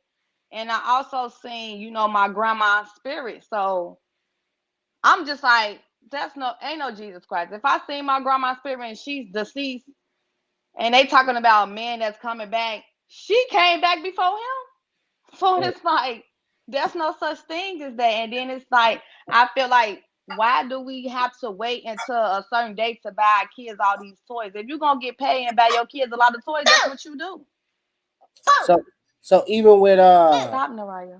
Okay. So even with like the way the world is now with music, the type of music, the technology, are you giving that to your kid? Do she have the tablets, the computers, the cell phones? Now she doesn't have a cell phone, but she has an iPad, and she got games on her iPad. She got kids YouTube. Okay. But when she do be trying to sneak on my phone and go on the regular YouTube, and like she'll see like the little regular girly dances, but like exposing her to like that type of things, I try to not do that, but she'll like sneak on my phone and like the TV. YouTube is on our TV, and I actually took it off, and her little sneaky ass put it back on because she like to see the little girls dancing, and that's what I allow her to see. But like first, like when I'm cooking and playing my music, I play soul music. Okay. I don't play all that cursing, and then I smoke cigarettes and I drink. If I'm a smoke and drink, it's gonna be in my living room. I don't smoke and drink in front of my daughter. Okay. And other kids. YouTube on my tablet too, Mom. Don't forget. You say what? I got the regular YouTube on my tablet too. You got what? Oh, y'all just heard what she said. She didn't expose herself. Oh no, baby, come here. Let me see that iPad. Go ahead, little Denise. We gonna You must have snuck and did that. We gonna let you handle that one, Tiffany. Go ahead, but go ahead, little Denise. And What's my name? I mean, What's Queen. my name? Okay, thank you. She said she let her do it. Listen, I disagree with that because I feel like when we was growing up, you know, it's just now the music now, it's like more like they singing it out. Like it's more like fucking and sucking and all that other type of stuff. But when our grandparents used to listen to that, it used to be under the radio, but they still sung about the same stuff. You feel what I'm saying? Like Betty White, all of them, they all sung about sex and everything. So either way it go, if you let them listen to the music now or the music that we used to listen to when our granny and them used to listen to, and they be like, oh, why we listen to this song, these old people song, they sung about the same shit. But Cardi B and them actually putting the in words, sex, fuck, suck, all that. So I disagree with that. I feel like either way it go, it ain't no generational curse. I mean, it's ain't no breaking it. Regardless, because either way it goes, it's always gonna be around. Okay. I kind of gotta disagree with that because hold on. I know. Go ahead. Hold on. Hold on. Because I want to get you in there. Like the internet and the parents, I feel like the parents most definitely, it ain't gonna like these parents these days. I can agree on what that is because they most definitely explore especially the girls. Bodies like it ain't nothing. Like it ain't no molestation people out here and you know in the world, and it's like they do that just to get the attention on the internet and the likes and the views and stuff like that. And I feel like that's it, like you got some parents. Quita, I was seeing like breaking the generation curse with the religious thing. Like I can't have like that they got all this music out here, and if she come across like a video, I'm watching it and I'm taking it off. But like far as like you say, like we used to listen to Betty White and they used to talk about all this freaky stuff, but it's just like with her and her tablet, I don't allow that. The music gonna be music regardless. Yeah, but you still got the schools, you know, you got the kids who around her age who probably explore more than her, but bring it to the school. You know, you got kids who learn stuff like that. That's why I said ain't no way around it. It's always gonna be around. You just gotta teach I agree with that about it. You know? Yeah, and that's what I do with her, cause it's like when she come home and she'll tell me every kid got school story, but she be like, "Oh, mommy, them kids get on my nerves. They did this, they did that." So it's like they is exposed to certain shit, and then they bring it to her. She just be like, "Oh, we don't do that at home." Like my daughter was exposed. I don't explore nothing sexual around them. I'm on it of what they watch, and some little boy who sat behind her, which is one of her friends in her classroom, did an actually sexual move where ain't do it on the boy, but he actually like, you know, showed it to him. And then my daughter repeated that, and she repeated that in church to another kid. You see what I'm saying? So it's like ain't no way around it. I'm not trying to explode my kids to it, but they gonna do it anyway. So I had to teach her like the same rules about when it come down to a person coming up to them, trying to touch their bodies and stuff like that. That same rule applies to somebody showing you as well. I got you. Minus the touching. I got you. Go. Let her go real quick, King. Twan, King. Let King go real quick, then because I know you got some stuff. No, go ahead. He can go ahead. Okay, go ahead, Twan.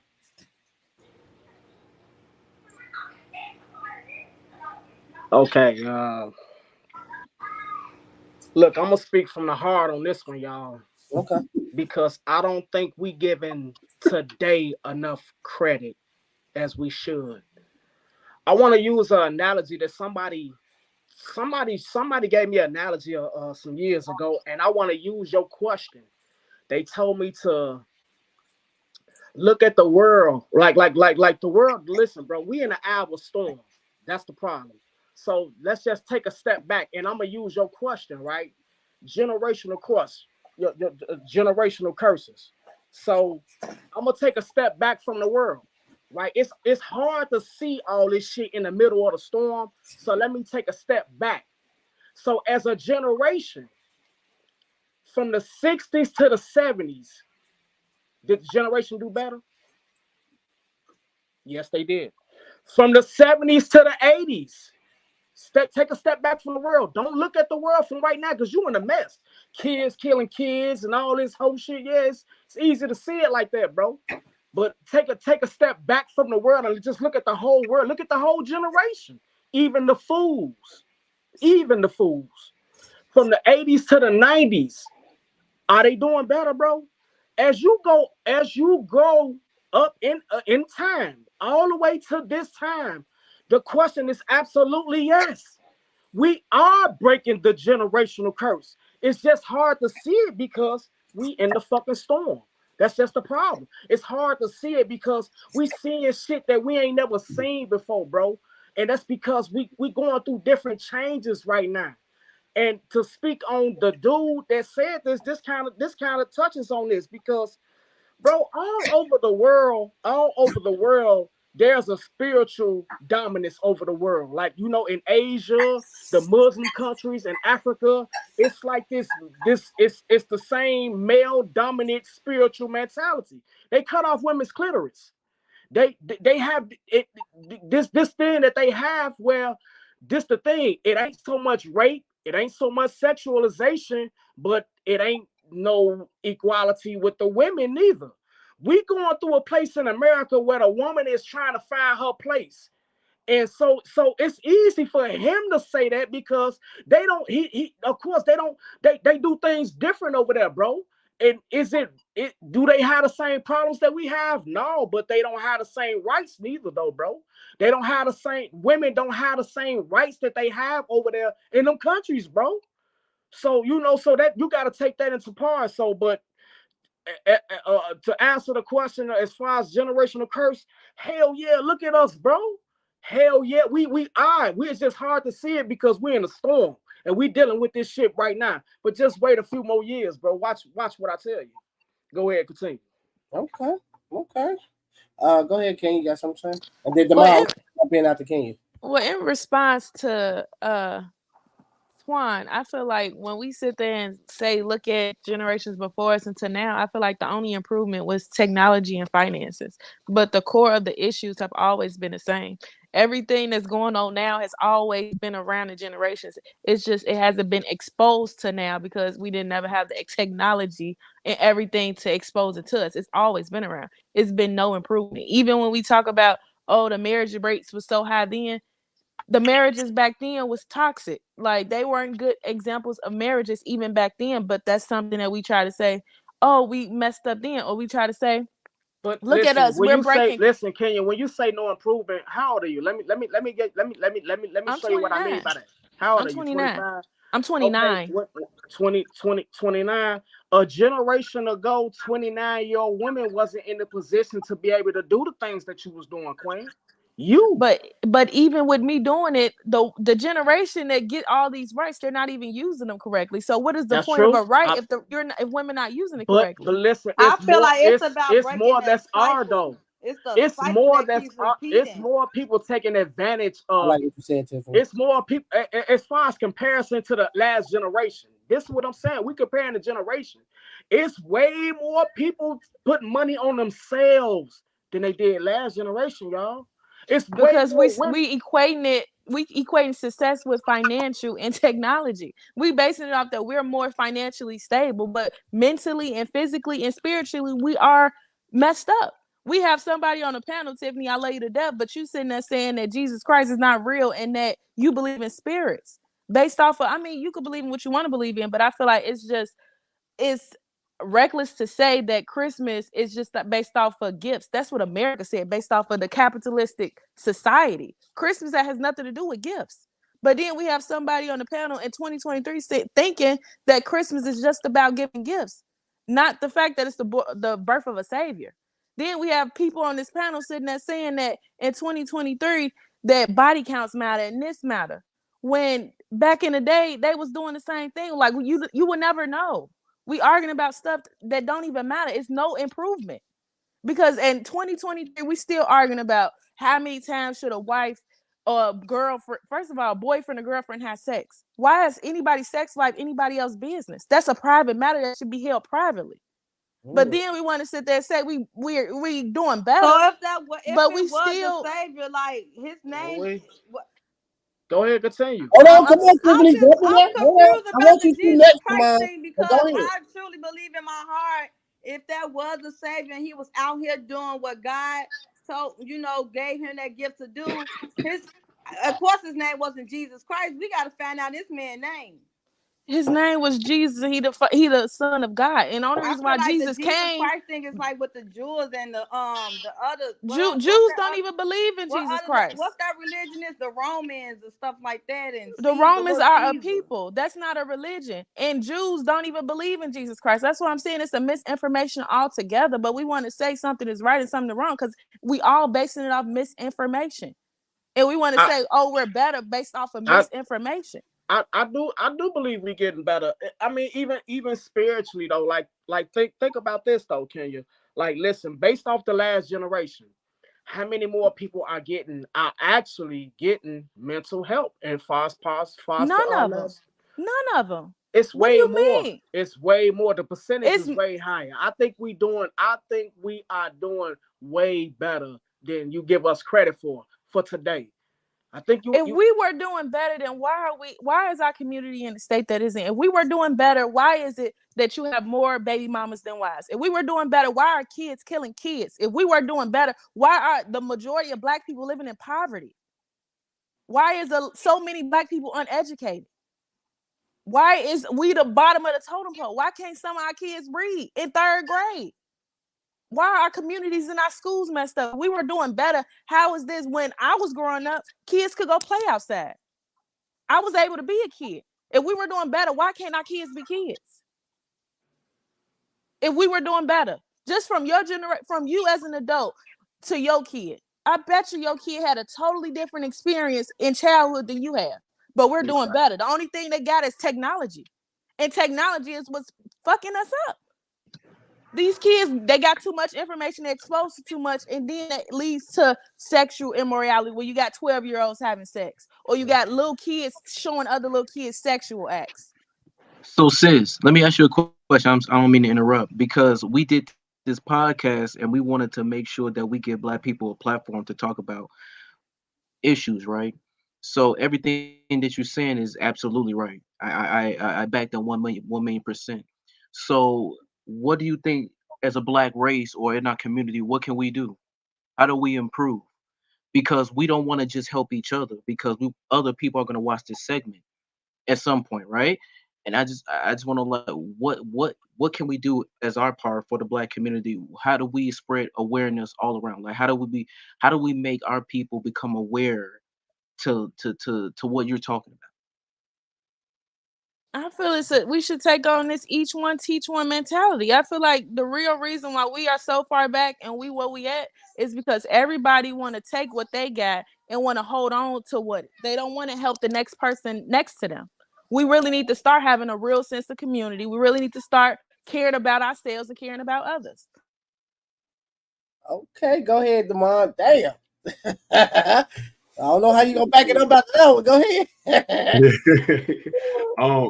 A couple things. So to answer the question, well, first the video. I feel like the video a little bit different. The video, I agree with what he said. And hit on that side of the world, do they have a whole different other set of issues? They do, but in America, for sure, we definitely over sexualize everything. Like I can think back when my daughter's 10 now. I remember before she was even born, me and her mom had had a conversation about her wearing leggings just because I was like, that was the thing. The girls, everybody was like, she's not wearing no leggings. Like, there's nothing wrong with that. And I'm like, it is though. Like, I don't, like I don't want her growing up thinking that like just any kind of way. I don't want no dude, pervert, none of that stuff. I don't even want to invite it. So I agree with we definitely over sexualize everything. Like the conversation we had before about body counts and all that, we're talking about adults, like who are irresponsible or should be responsible. But for children, all of that stuff about the sexual preference, your gender, all of those conversations. Like I said, I live in Iowa. It's schools here that at every quarter, every term or something, they ask the kids what gender, how they want to be addressed. They want to be a he or she or they, and that's like why they in 4th grade. Like they should be playing. That is crazy. Yep, it's super crazy. So for me, like with all the technology and everything, I ain't gonna tell nobody how to raise their kids because really that's not my business. But for me, like I think it was Quita who said that you can't really, all this stuff is out here, you can't block them from it, but I think it's very important for you to be there, like to guide them through it. For example, like my daughter, she always on her iPad on YouTube looking at some streamer, somebody. I just sit there. I'll sit there, be doing whatever I'm doing. She right there looking at her iPad, and then if I hear something or see something crazy, like what? I'm gonna go over there and I'm gonna see. Then also I want to know what she took from it. I'm like, if this is just too crazy, hey, cut that off. Like, cut that off.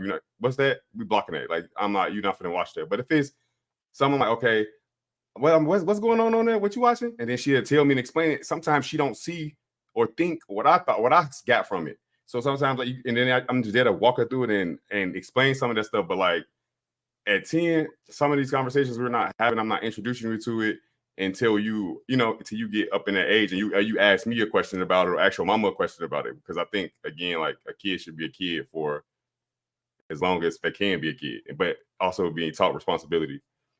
As far as the generational curse thing, though, I think some people are. I think some people aren't. And I think some people look at things that were good for us as curses and they're removing it from how they raise their children. And I think some people are improving on what we did before. But for the most part, I agree with Kenya.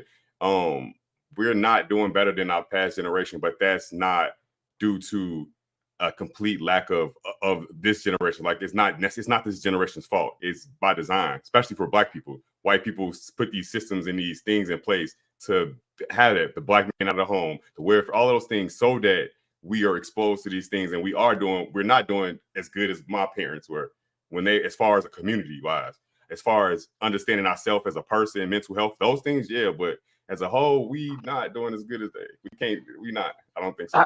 I agree with you. Let me just speak on it one more time before I go. And the reason why I want to be adamant about it is because I can't do nothing but use myself as an example. It's like, I believe, y'all. Like, man, listen, man. Out of everything that I've experienced through like jail, streets, murder, all the bullshit, all the goods and the bad, I still believe. Like, I got the power to still believe that I can make a change in this world.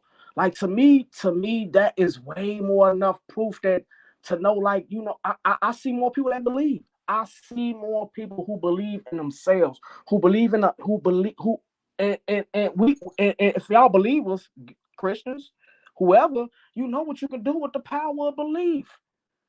So I understand like where she coming from, like, because it is bad, but man, like my faith a little bit more stronger than what I see, I guess, man, because I believe we got way more power than we had the last generation, bro. And I feel like we got the chance to really tap into something great, bro, for real.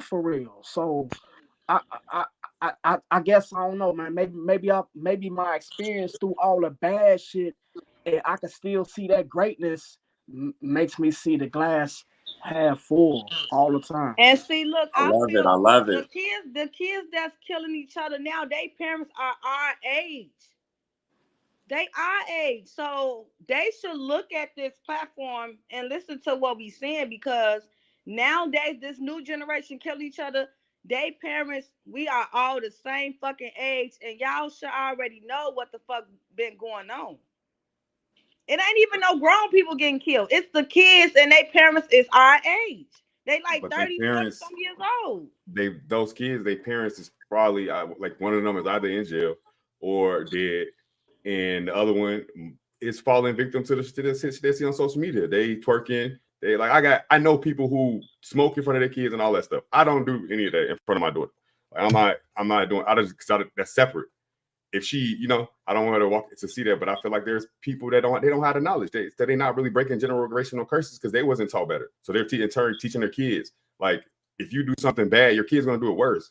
So they're just teaching their kids. They're passing on to theirs. So some of us is not breaking generational curses because they don't have the knowledge and they don't have nobody to teach them that. And once you get past, once you 21, 25, you're not trying to hear what somebody's trying to tell you. You're trying to live your life. And do you think you know everything at that point? And then you got kids, and ain't nobody finna tell you how to raise your kids. So they just, I feel like, so I agree with Ken. I have faith that we can change it, but I don't think we breaking generational curses because we don't have the knowledge. Some of us do, and some of us are. But for as a whole, I don't think so. I think the majority is not. You muted. I like that, man. Y'all gave some great responses, man. I think this was pretty dope. I got 2 more subjects. If y'all want to please stick around if you can. If you can't, I understand. 2 more subjects. And this one ties into this one, right? I'm gonna play this video, see what y'all think of it. Any other race operates, but we're the only ones who operate like that and think it's see us so separate. Why do we have to separate ourselves so much from each other? Why is black women one separate entity and black men are another separate entity? That's not how it's supposed to be. That's not how any other race operates, but we're the only ones who operate like that and think it's functional. You feel me? I've said it before. Why do we get the label of strong, independent black woman? We don't hear that from nobody else. I've never heard strong, independent white woman, strong, independent Asian woman, strong, independent Latino woman, strong, independent Indian woman. I ain't never heard none of that. But we pride ourselves to being strong, independent black women, as if independence is something that we should strive for as a people. Independence is death. Everybody needs somebody. And the reason why we're struggling in our households and our communities is because we think that there's something good about being independent. Black women need black men, and black men need black women. I don't see it so separate. And so here's the question.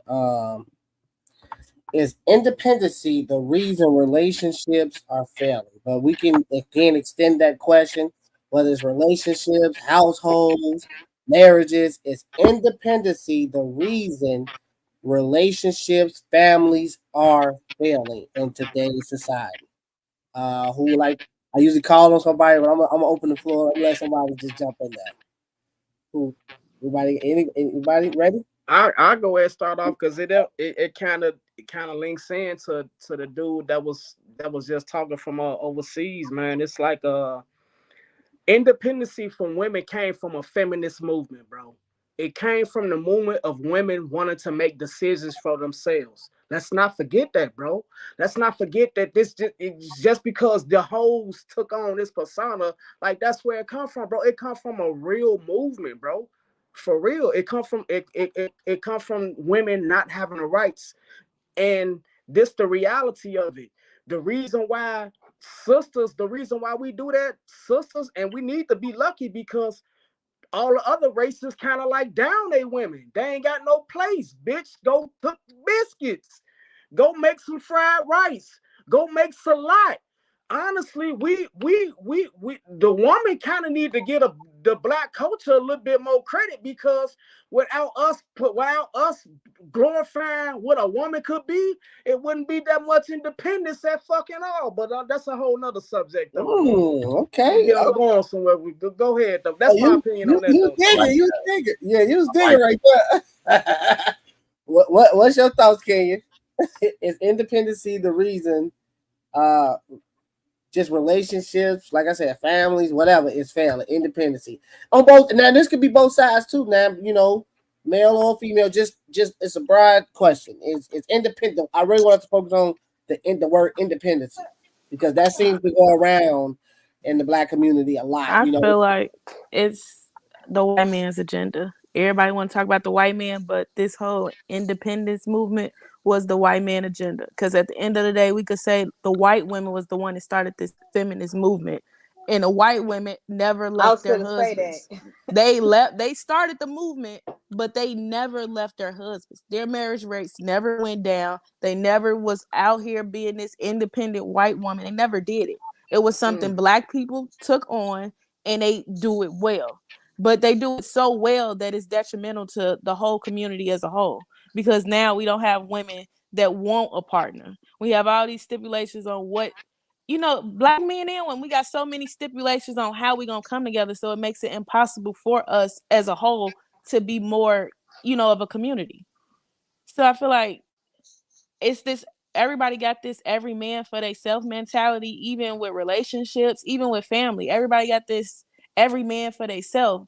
When you got so many cultures who will sit there and build each other up for the good of the whole community. Like, for instance, Mexicans will come over here with nothing and have a baby who is a citizen, and they will work, and they all work together and get each one of the people out that household to where they okay. But then you have Black people who we all, some of us grew up in a house full of people, but that whole mentality is, oh no, this is mine. You don't touch my stuff. I'm not helping you do nothing. Like, even you got families now that some of us all got kids the same age, but we won't come together so everybody could work, everybody kid taken care of, because everybody got this every man for themselves mentality, not even recognizing that we are better together. You can't do everything by yourself, and we still haven't registered as a community. What's your thoughts, Quita? And then I want you to go, Tiffany, after Quita. I feel like if growing up in a black household, I have had Mexican friends, and it was like a millionaire ass living in one house, but they all came together as one. But in Black homes, it's every man for themselves in a Black home, because that's how some Black people, teach the kids. You feel me? And it'd be like, okay, every man for themselves. Normally, it used to be like, it take a village to raise a child. You feel what I'm saying? Now it's like, you can't tell my kid what to do type shit. You feel like, I can't put it in the words. I get what you're saying. I get what you're trying to say. Y'all get what I'm saying? It's like, it's like now it's like you got these parents out here and these grandmas who not grandmaing anymore, who don't want to help. You have the parents who take kids out as soon as they turn 18 and don't want to help because that's they to do. Me on the hand, I sold myself and I'm sticking to it. When my kid turn 18, you don't have to spend your money, none of that. Like, that's what I'm here. I'm here to help. I'm saying that's my job. Okay. Now you got some people out here who don't think like that, who don't act like that, and they all just for themselves, family and all. Okay, go ahead, Tiffany. Is independency the reason just everything is failing? Relationships, families? No, you ain't gonna water. I agree with Krita and Kenya, and what Twan had said earlier, like when they was doing like the women's rights. I remember a long time ago, like I seen the video, they was like marching for women's rights, and it was a bunch of white women. And like Kenya said, like they are march for the shit, but they still gonna be with their husbands. So they was probably marching for the shit so they can feel like, oh, we can do what we want to do, but we still gonna be with our husbands. And for us, like the family shit, like I feel like families in the Black community, y'all, we should never grew up off that. It's a what y'all was just saying. Every man for themselves. Every man for himself. That's some bullshit because everybody need help. I'm the type where if you want to go to work, bring your kids over here. But they the type, oh, she got to call around. Mariah can't come up over here.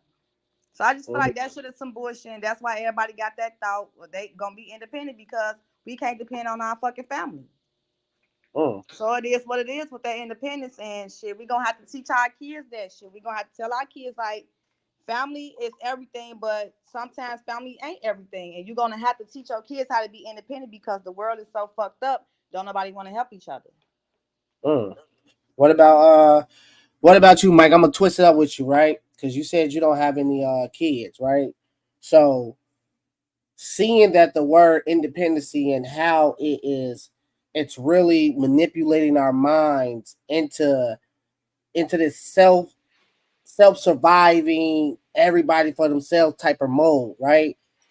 By you not having kids, if you was to have some, how would you go about it, right? Do you teach your child independency, knowing what you're seeing out here, or like what do you do? What would you do?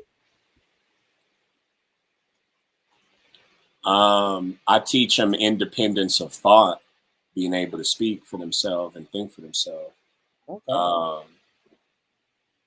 But I mean, just like Kenya, like Tiffany, like Quita, like everybody's mentioned, that culture of independence and me and mine, and I got to get mine, it is really toxic. You know, we do got to be aware of everybody and try to help everybody. And I feel like, of course, COVID made it worse, because then COVID happens and then they're like, well, stay 6 feet away from everybody. And, you know, so it like sped it up. I feel like even more that, that spirit of independence, because now we got COVID and they're like, everybody stay to yourself type of thing. So, I think it is part of the reason why relationships are failing, but, and I think there's certain subjects and certain things that you do need to be independent on, but when we're being so divisive and not collaborative, that's when, you know, that's when independence is, I feel like, failing our culture and tearing up relationships and all of that. It always has to be that spirit of unity, as in we're at least going to tolerate each other and agree on some things and maybe disagree on others. You know what I mean? So hope that answers the question. No, it did. Go ahead, Antoine. Okay. I'm gonna piggyback off of what everybody's saying. I think this the thing, because it is it's a capitalistic tool that we done kind of engulfed into our lives. But this the thing though, you know, all y'all, I don't know if all y'all read the Bible. We know what the independence is, a slippery road to arrogance. That's what it boils down to. And it's like, man, you know, arrogance is one of those things that can kill you. That's what independence does. It says that I can do it. Like it, you know, it ain't the universe, it ain't God, it ain't, you know, it's me. So, you know, it's, you know, I agree with all y'all saying. I just want to piggyback off that though. Go ahead, continue, bro. Go ahead, Reggie. You want to throw anything in there? No. Well, not really. Everybody touched everything. Yeah, I'll say the reason why I want to touch on it. The reason why I posed the question is because in today's I grew up in a household where I watched my family members, especially my peers, right, as a kid, argue and fight about what was theirs in the household. And I always use this example because this is something that happened. I remember it's 12, 13 people in the household, in my house. Half of those were grown-ups, right? And those grown-ups all got Link in 1 month. They all got individual Link. And I remember consistently always hearing them argue about every time they Link came on, I'm only going to go buy this, and they come back and they put their name on it, and this is mine. They disregarded the fact that it was kids in the house like myself. It was more about this is mine, right? And I used to always think, well, man, if it's half of the people in this grown adults got Link, imagine if y'all all put it together and you all go grocery shopping and you get all that food. We all eat. There is no individual, right? Because you got some, I'm going to go home and go put $50 in. The rest I'm going to go sell. Don't touch. And again, disregarding the kids that's in the house. So I never understood that. But this is what I'm watching. I'm watching independency. I'm watching people literally. It's all about me. It's every man for themselves. It's survival mode. And I never understood that. So when I became an adult, I'm watching the same thing in relationships, right? When we talk about these arguments, right, that's happening in relationships, it's all around independency. This is mine. This is my bank account. Even in marriages, this is my bank account. This is my money. This is yours. That's yours. Don't touch this. You do this. I ain't doing that. It's crazy to me, right? Because we're watching this circulate in our community, and that word independency is destroying us. day by day, year by We year. fear it, bro. But not only that, when I oppose the question of generational curses, right? This is something that we're not even breaking. We're talking about our kids that's coming up behind us. We're gonna teach them the same thing. So it's like, at what point do we recognize the word independency is destroying us? It's hurting us, right? When you It's hard knowing it. It's hard knowing that, because if you fall, you get this fear of, you don't know if someone's gonna pick you up. Truly pick you up. If you was to lose every single thing, do you know without a shadow of a doubt someone's gonna pick you up and someone's gonna help you out? Because most black people will say no. That's why they have the mentality, this is mine. Don't nobody touch this. I promise I did. Because if I lose everything, I know it's gonna be crickets. But ain't nobody coming to the rescue. But that is the problem. When I think about the word independency, and I hear a brother of mine tell me information costs. In order for me to give you the information, I gotta charge you. In order for me to help you get along down the line, you gotta give me something. That's what I mean by this. Yes, that's what I mean by it's hurting us. We're not helping each other. We're not uplifting each other. Why I gotta charge you, or why you gotta charge me to give me some information to help me move myself? What does you giving me the information how's it gonna be detrimental to you? How does it stunt your growth? You giving me the information. It doesn't. Right, because they always say the game is to be sold and not told. Like, I don't understand. What the fuck? I don't understand its independency. That's And what I'm saying. white people don't do that, because if they have a person working in construction, they're going to help out their own. But besides a black person, you can say, oh, I know a job that's hiring, and then you ask for the information, but then they don't give it to you. You feel what I'm saying? They hold it and they keep that stuff for themselves, but you're not helping out your people. And that's why I said with that Black Lives Matter stuff, it's like, I don't like that, because for one, every black person is for their selves. When it comes down in our black community, every black person is for their selves. So when that Black Lives Movement and Matter came, I stood back, because y'all claiming all Black Lives Matter and we need to help our own. But then when something serious happened in our black community, y'all don't want to help. But that just answered the question. Quiet when stuff happened and everything. It's like, yeah, but that answered the question about the black community. What Ro was just saying, because we're the only race that would turn on each other, right? We're the only race that would not help out their fellow brother or not help out their sister, because we haven't been taught that. We haven't been taught that. And so that plays into it. So it's like, Ramal, it's like this the thing. Like for heroes, like, man, the fear of it's not just a fear of being let down. It's when you get let down, there is absolutely no one there to lift you up. So we work differently, because we got this hero syndrome where we want to save everything, but at the same time we in this white man's world where it's kind of like we gotta look out for self. It's kind of like a crazy ass blend, for real, bro. But yeah, and that's why I brought up I posed the question again, independency, right? I wanted us to focus on that word independency, and us on this panel acknowledge what that word is doing to us individually and how it's ruining us, right? And how it's keeping us at the bottom of the totem pole. And all these reasons could be, like y'all said, fear.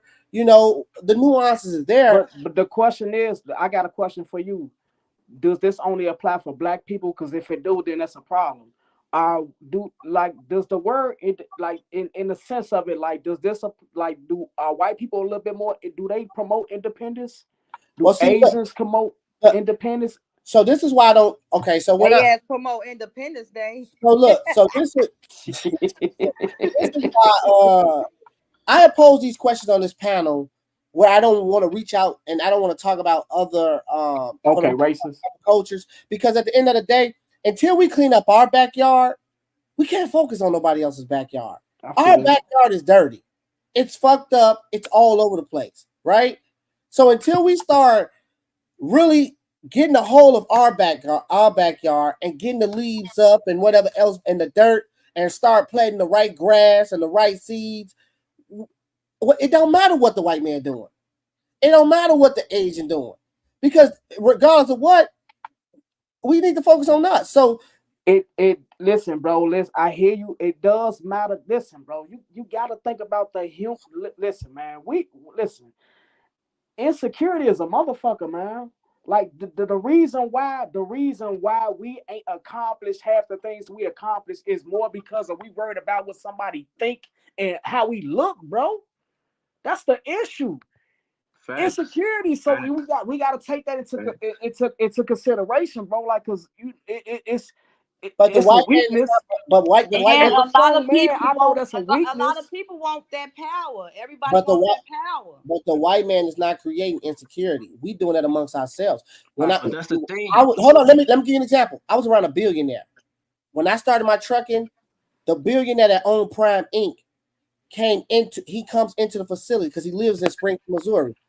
He doesn't promote the chains. He doesn't promote the designer. He came in there regular with some goddamn Target clothes on. So when we talk about, the insecurities, it's not coming from the white man. It comes from our own backyard. It's what we're doing to ourselves.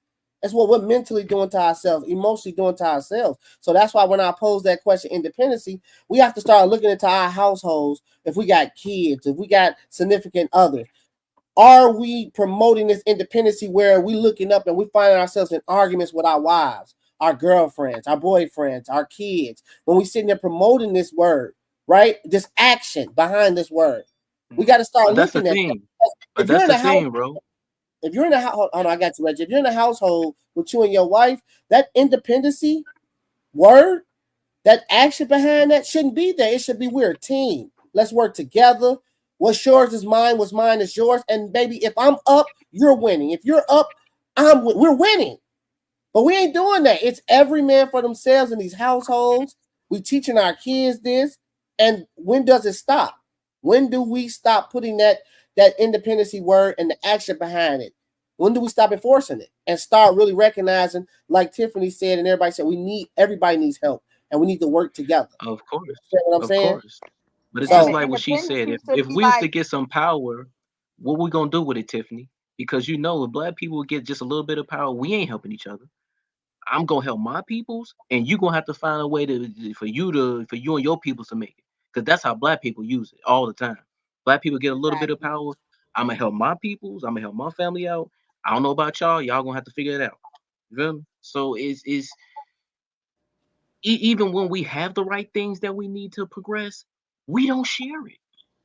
So it doesn't matter whether we have it or not. We don't share it. Well, yeah, that's sometimes we get the tools and we destroy ourselves. That too. So I think, like I said, I posed that question for those reasons.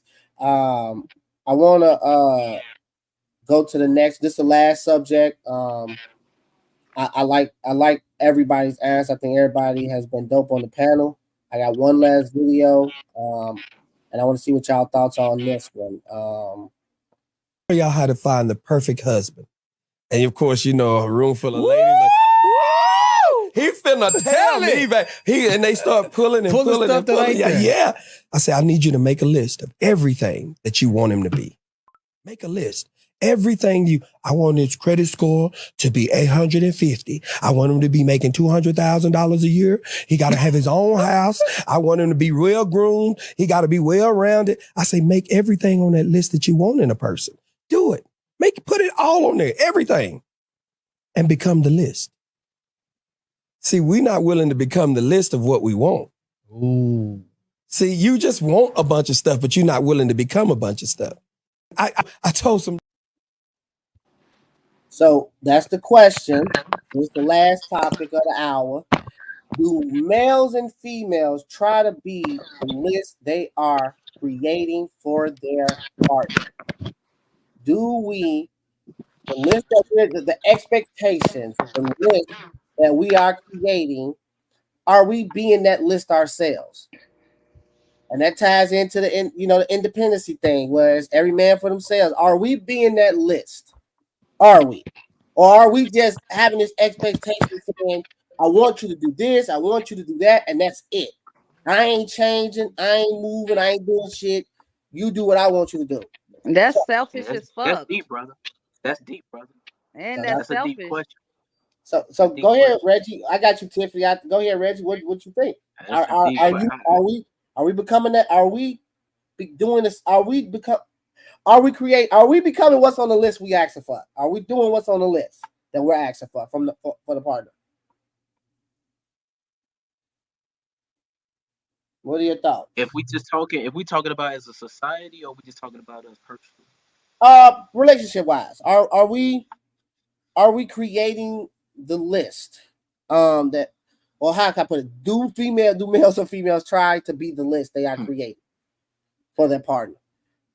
I think it depends. I think it depends, and I would say that people who are actually trying, right?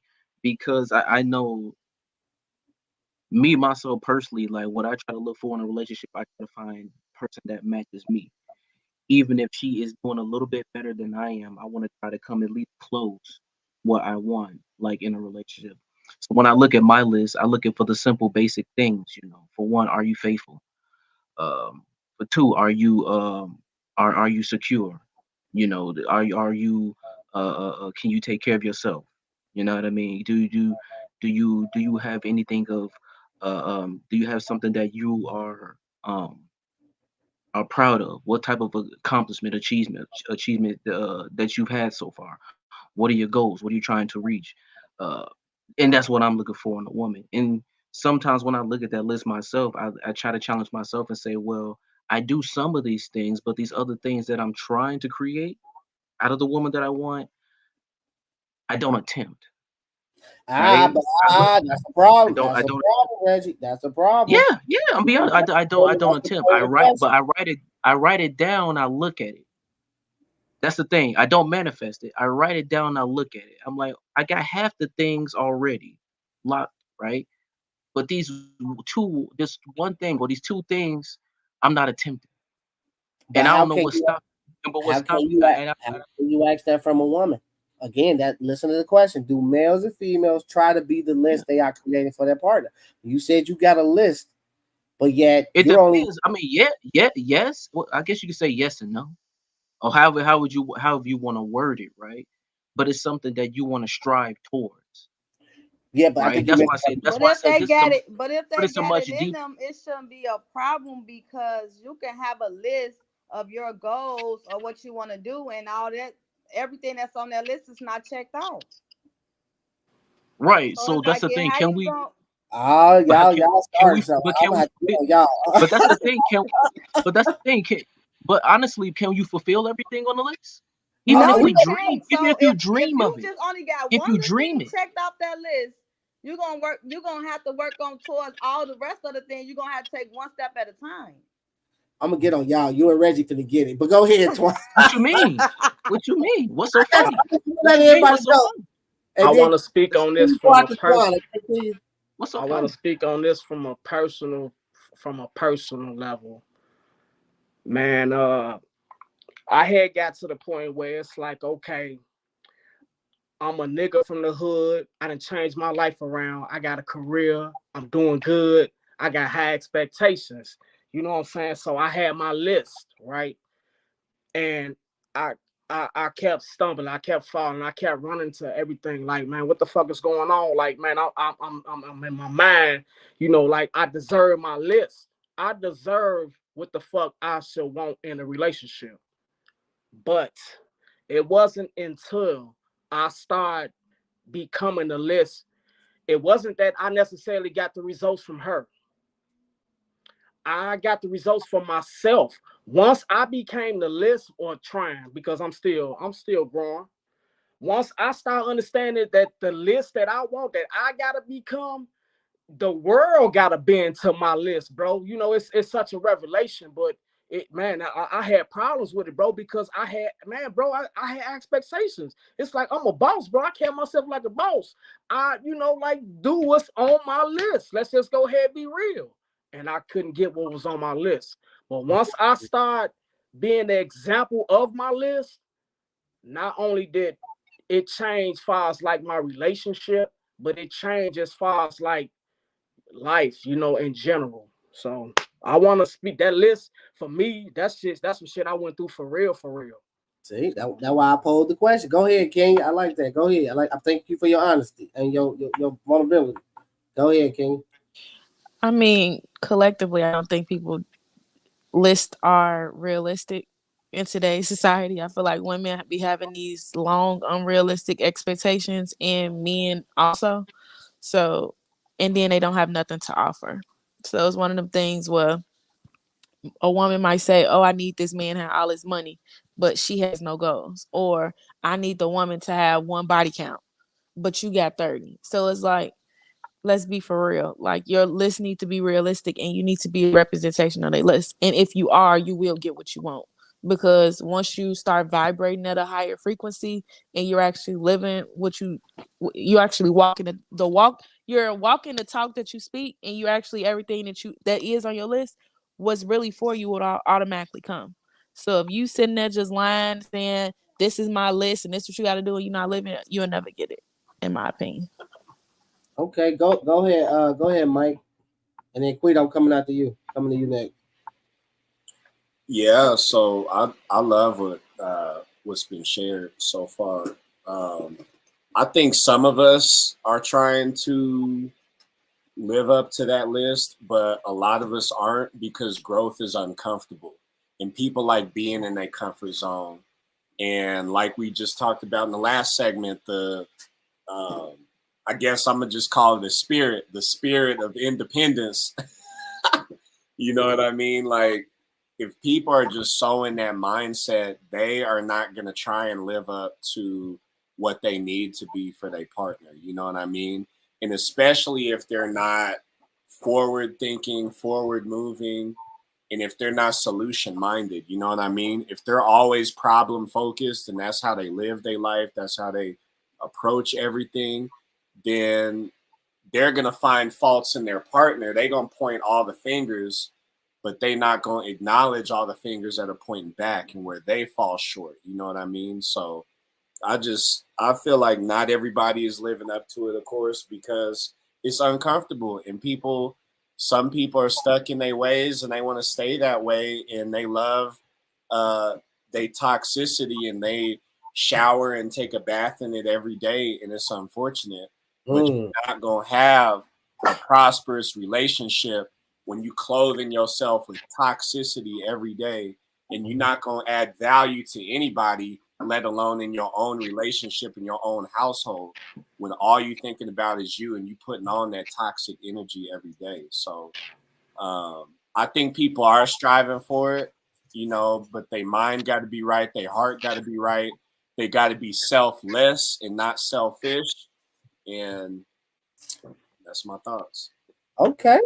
Go ahead, Quita. What do you think? Do you think I'm gonna twist it up a little? Well, not just a little bit. With you and your husband, do you think that you both are meeting the requirements of the list that you are creating?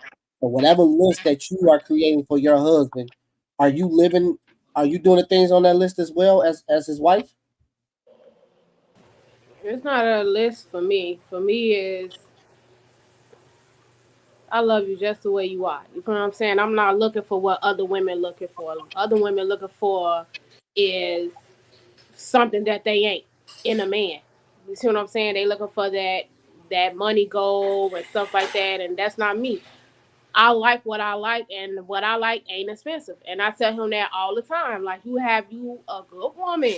I claim myself as a good woman because me, I don't care about that materialistic stuff. You know what I'm saying? So my list is you meeting my needs, because that materialistic stuff and that high price stuff ain't for me. Now hold on. Let me say this. Let me throw a monkey wrench in there. Not just materialistic wise, emotional, spiritual too, right? So emotionally, right?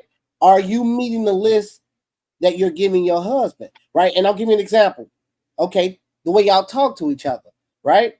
Mm-hmm. If you're telling your husband to talk to you a certain way, and you like to be talked this way, are you talking to him and respectable that way as well, right? So verbally, emotionally, spiritually, are you meeting that list that you're creating for your husband? Not just material. That's like the last episode we had was setting the tone. No. Okay. No, it's not, because if you talk to me disrespectful, like I said, that's setting the tone. I'm gonna talk to you disrespectful. You feel what I'm saying? So it's like, no, we're not meeting each other's needs when it comes down to that at all. Thank you for the honesty with that. Mm-hmm. Okay, you got something? You had something to say, Twan? Yeah, I'm just thinking I was horrible with my list. That's what I can go off of, but it wasn't until I got an uncle who say, man, be the message that you bring. It wasn't until I started becoming a list where it wasn't necessarily like her not doing the list wasn't even the problem. I thought that was the problem. That's where I was fucking up at. Not being exactly what you want is where the problem started. And I had to learn that. I had to learn that shit the hard way. You know what I'm saying? Yeah, I think everybody's panel is, none of us is perfect, but we all got to recognize and understand as an adult when dating or having a wife or a husband. And I had to learn this, and I'm still learning it. I set the tone and who I am and who I'm preaching to my wife that I want her to be, or I want her to move on this certain type of beat. I got to move on that same beat too. And that's the way I talk to her, the way I treat her, the way I handle her. And I'm not always perfect. Sometimes my voice get louder than it's supposed to, right? But she reminds me, and hey, bring that back down, right? Or her voice might get louder. So we're not perfect, but it's always we always reminding each other some kind of way that, hey, we got to get back on that list. We got to get back. Hey, you asking for this, but you got to be what you asking for. So that's why I posed the question, is because I hear a lot of relationships, a lot of people asking for all of this stuff. They want somebody to talk to them. They want somebody to love them a certain way. They want intimacy a certain way. They want just all of this stuff, but they're not being nothing on that list. So that's why I was questioning you too, Reggie, where it's like, I want you to understand, my brother, and this is coming from a place of love. You can't just create a list and say I'm only accomplishing 2 or 3 of those things on that list and I'm working on the rest. If that's what you're doing, in my opinion, don't be dating no woman that you asking this whole list from and you only bring it 2 or 3. And that's just from experience where I used to do that. You can't, you coming incorrectly. If you're gonna date a woman and you're gonna have a list for this woman and you want her to complete everything, all these 10 items on this list, my brother, you gotta have those 10 items completed. And you got to be living in it and doing it as you asking her to do it. Otherwise, you cause a controversy where she gonna look at you and say, "Wait a minute, you say you want me to," and it's insane. You want me to talk to you this way, but you talk to me crazy. You want me to have this amount of money, or you want me to do this, but you ain't got that. So I think that's part of the problem of dating and being in relationships. Go ahead, Quita. Don't you think that put forward into your kids too? Because how you gonna tell? Oh, it goes all the way around the board. Even how you raise. How you gonna tell your kids, oh, you need to go to college and do this with your life if you ain't never done it? You can't do a monkey wrench in there. With that one, you want your kids. You want your kids to be better though. I feel like for one, we need to get rid of the list, but at the end of the day, with your child, you're the parent. So I want you to do better. So just because if I didn't go to college or I didn't wait to have sex, I can still put that standard on you because you're supposed to be better than I was.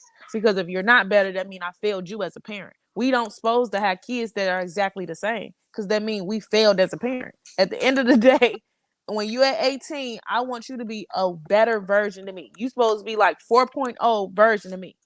That's the goal. So y'all, when they say the apple don't fall too far from the tree, that means you failed as a parent.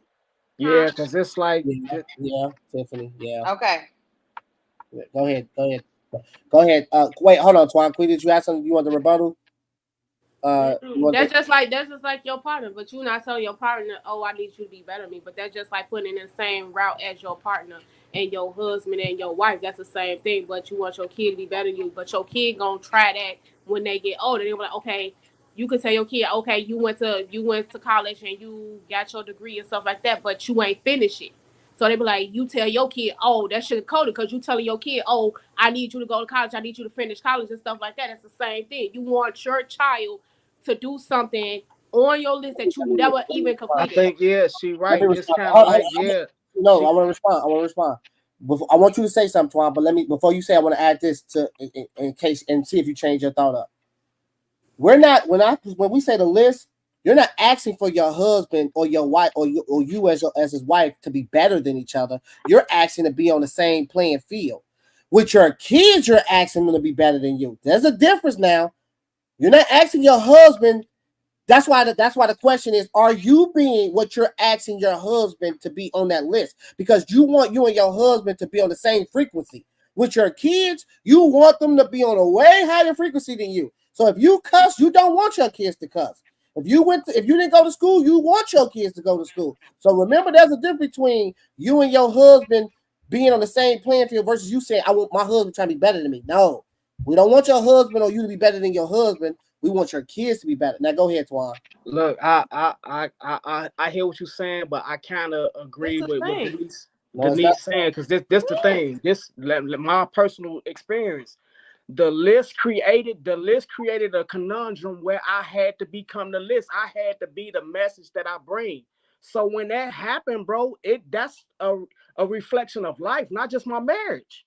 Listen, so if I'm not the message that I bring to my kids, to my everybody, honestly, bro, like for real, the list is important because it's like, man, this is what I want from the world because this is what I expect. I got the chip on my shoulder, whatever the fuck, you got a list for, you expected something.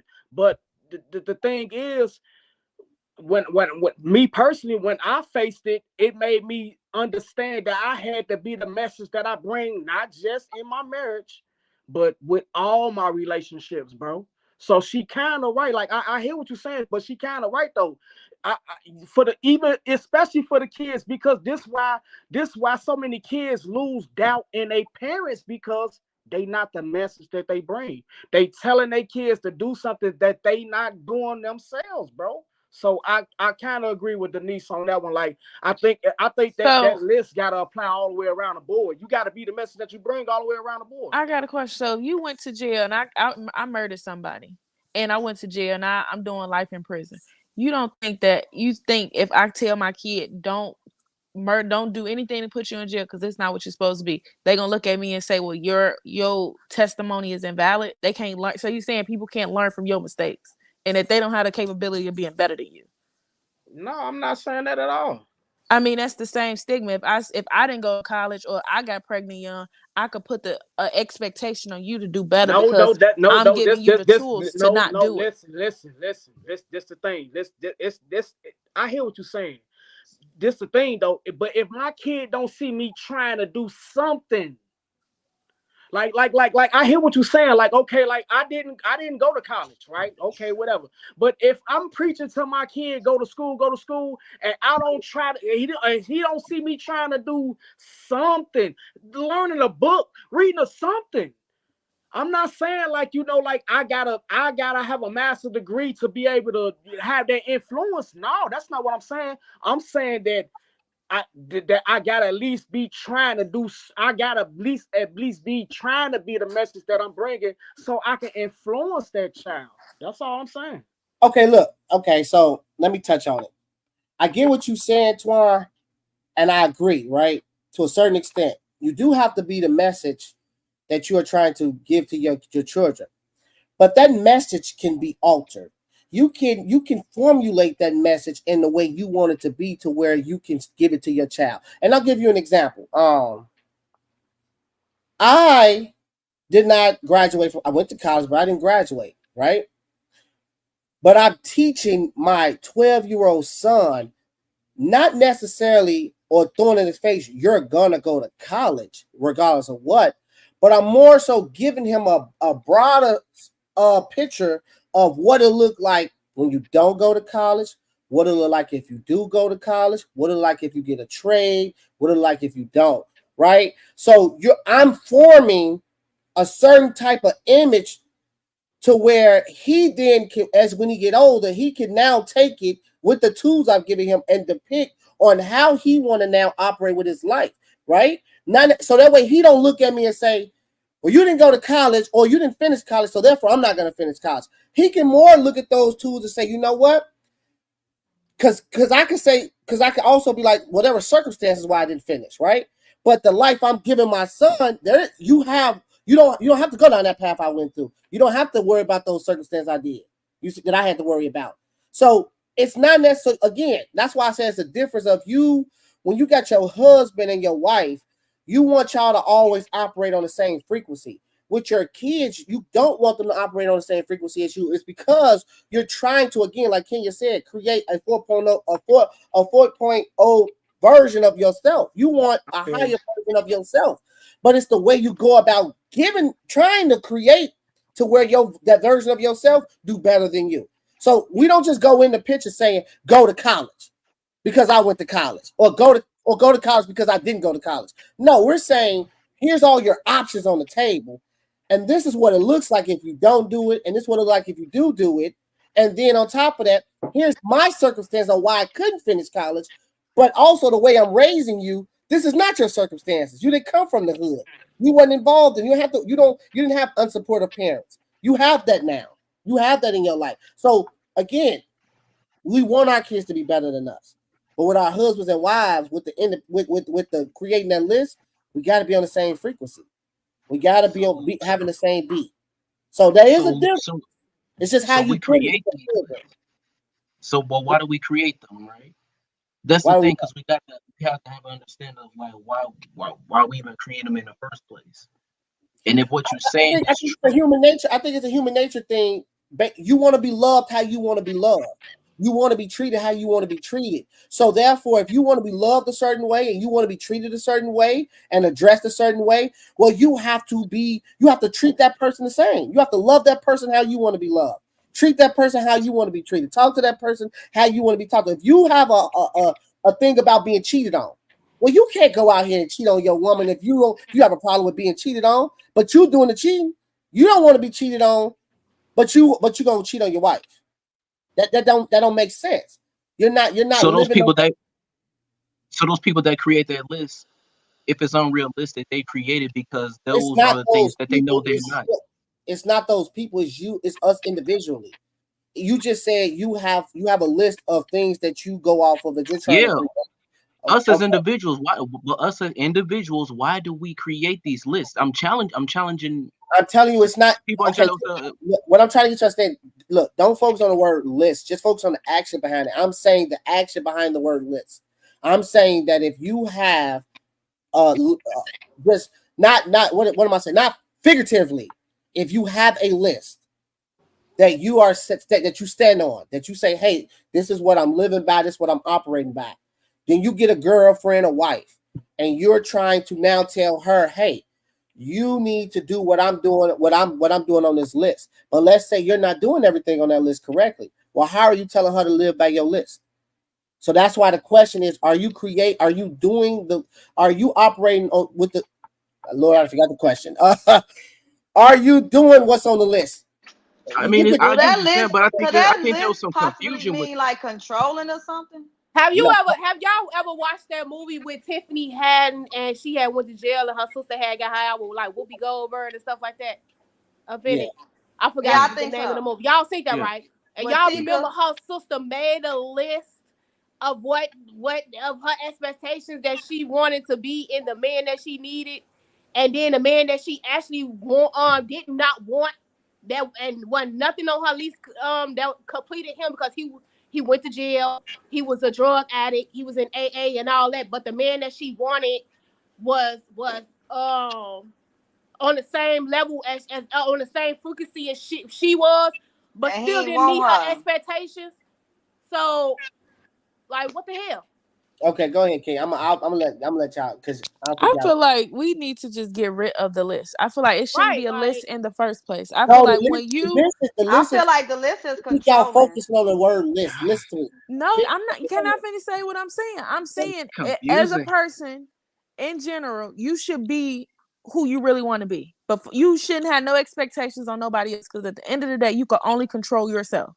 What you should be doing is living how you want to live, attaining the goals you want to attain, and being you with no expectations that in control of nobody else. And when you're actually living in your purpose, doing exactly what you're supposed to do, and you're in your space, what's naturally for you will automatically come. And what's for you will come. Because what if you're not on God's list? Like, what if you don't meet the criteria of what God wants from you? It's not about what do God. No, I'm just saying. No, I'm just saying. Like with Reggie about his list. What about somebody believing in What God? about? No, not believing in No, God. that was Tiffany. That was Romeo. That Reggie was like, "What's the point of the list?" That was Romeo who talking about some of that list shit. So Yeah, I was just right, because Reggie said he had a list too. I think y'all look. Well, shit, that's Okay, so what look, what Reggie does. Go ahead, Twan. I'll say what I say. Go ahead, Twan. Look, I don't think we're getting too far. The list is a good thing, bro, because listen, the list is the beginning of what? The insecurity. It still falls back down to insecurity. Only reason why we got a fucking list is because insecurity. Well, me personally, the only reason why I had a list was because I was broken. I was broken going into these relationships, thinking I'm strong because I got money or because I can, whatever the fuck I'm thinking I'm strong was, but I was actually broken. But that's why I had a list. That's why the list do need to be abolished. It ain't really about the list, but that's what it is. It's the mentality. The list represents that somebody got to do something for me in order for me to be happy. That's what the list represents.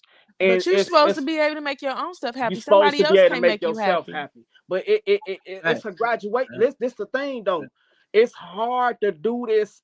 It's hard to do this in this world we live in there, because it's like you gotta damn near be you in the world. It's so easy to be able to be you and not be in the world. You can do it. You can isolate yourself, not be a part of this bullshit that's going on, and you can be successful at this shit. But the more you have intimate relationships with worldly people and things that's going on in this world, it's kind of hard to do. It's not hard if you know exactly who you is. I feel like personally for me, I never had a list. But I'm getting I never did the list thing. I always been me. I never said that even with Romeo. I never said he gotta have this. I was a good dude. dude. I had a list because I was good. That's why I had a list. I had a list because I took care of business. I didn't have a list out of because out of some weakness. I had a list because I'm taking care of business, and it was still wrong. And that's what I'm saying. The list is wrong because you shouldn't have a list in the first place. If you're living exactly how you're supposed to live, can't nobody come in your space and mess with anything. You could encounter people out on the world, and if you know who you is and you standing on who you is, ain't nobody change that. And then the right people will not challenge who you is because you're living your list. Because only the right people would approach you. Me as a woman, I carry myself at a certain standard that niggas, because I ain't gonna say men, niggas, they don't even approach me because they know I'm not tolerated. We ain't even gonna have a conversation because how I carry myself. So they're never gonna be in my space to even sit there and do that. I don't need a list because who I'm living and what I'm living. I don't need to have a list say, well, this man needs to be this tall, this man needs to have this. I don't need a list because I'm living how I'm supposed to be living. I'm doing what I'm supposed to be doing. But my favorite word, you are, honey, an anomaly. Okay. But that's the problem. Everybody looking at the list instead of looking in a mirror and fixing themselves. Because if you fix yourself, you don't need a list. Okay, you shut me up. All right, I got you. So let's say for everybody on this panel, there's no list. For everybody on this panel, there is no list. There is no list. Okay. Nope. Right? We could just agree. We could disagree on that. We won't create a list. Honestly, yeah, but it's we being honest because man, I had to grow up. Like it was a list for me for a long time, but there is no list for me no more. I can honestly say there is no list for me. I'm not gonna say it's not a list for me. Okay, because no. My mindset is different, right? So when I listen to the word, when I look at the word list, I'm not actually sitting there creating like if I wash the dishes, you wash the dishes, like or not to that small thing. What I mean by is for me it's just how I want to be loved, right? I love on me all day, but with my wife, I also want her to understand how I want to be loved. And the way I want to be loved is I also got to introduce and let her and treat her the same way I want to be loved, so that she can get, because it's energy that's being reciprocated. How I treat her is what she's going to get back to me, and we just going to keep going back and forth. So if I talk to my wife in a certain way that is uncomfortable for her, I got to check myself, and she got to check me, because the moment if she was to do it to me, I know I'm gonna feel some kind of way. So that's what I'm saying. I have a list, and my list is treating my wife the way I want to be treated. So you the list. But you don't need that list. If you don't need to But write that's common. you don't need sense. to write. You don't need that But list that's and say, oh, common. But that's common sense, though. Then your parents or your teachers say, if you want respect, give respect. Well, so you have to do that regardless. Well, we got look. No. Look. See, but you don't need the list. Hold on. Listen. Hold on. Pause. This is where reality comes in. That right. We on the panel as a small group talking, but when we on this panel, we have to always keep in mind that everybody is not operating in the frequency that we're operating on this panel.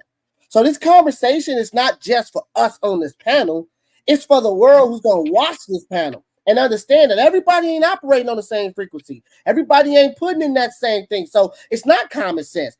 Somebody, the way you might talk to your husband, everybody ain't talking to their husband like that. It's women out here talking to their husband disrespectfully, and they husband talk to them disrespectfully. Or better yet, it's women out here who saying, I want you this way, but they're not treating their husband that way. They're not living by that list. They're not living by those morals, those values, those principles. So it's not common sense. People are not treating each other the same. So that's why, and when we look at it, people are creating a list. People are saying, hey, we'll use the money, the financial aspect. Women are saying, I want a man who makes a high value man, but they're not high value women themselves. So again, so I'm saying that when people in general, male or female, are creating a list of things that they want from their significant other, but they're not living by that list.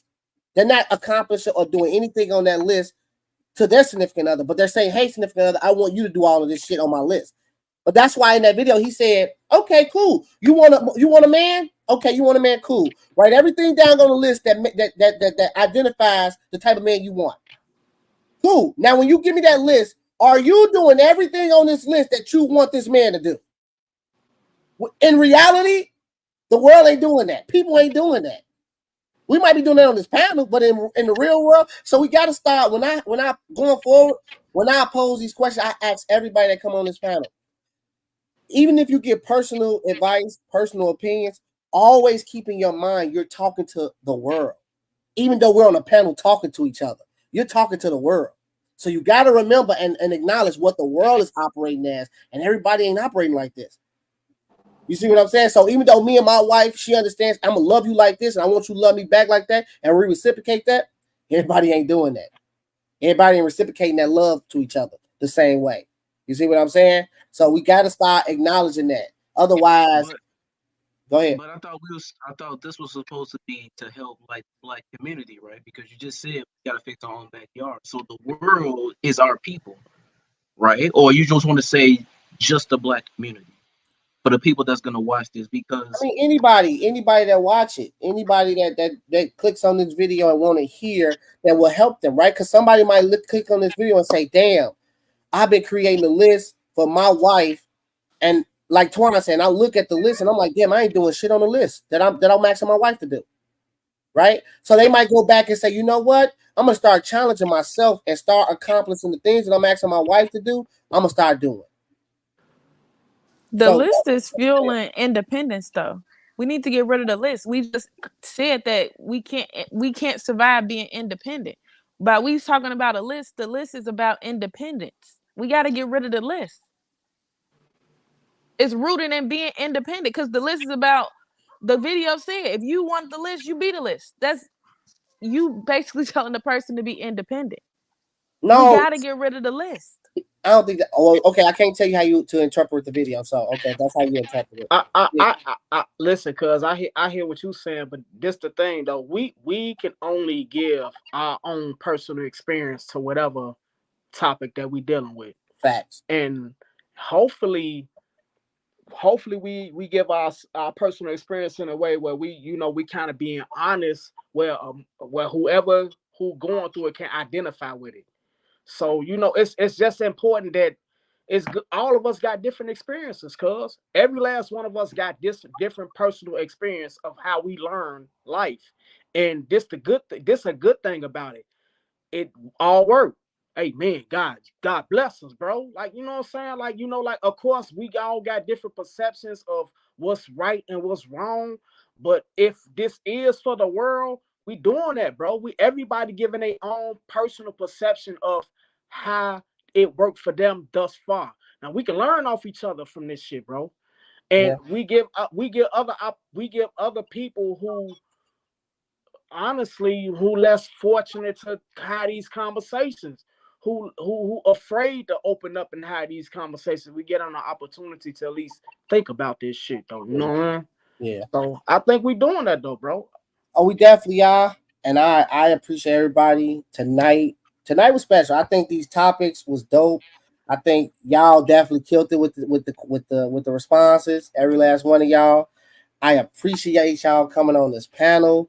I hope for y'all to come back, literally for real, and I'll have better topics, better conversations. And like always, you know, this is Talk of the Family, where some families lie, some families steal, some families fake, and some families are real. But this panel right here, we talk, and we're gonna always talk about it. I appreciate y'all all. We're gonna end it right here. Anybody that's watching or gonna click on, please subscribe, comment, and like. I thank all y'all. Y'all have a good night and have a good Monday. Hold on, before we go, bro. I just want to let you know this my boy Mike, and he just I just want to bring him on because like this is my bro Ro. We've been boys for many years. You know, Kenya, that's his wife, that's his cousin Twan.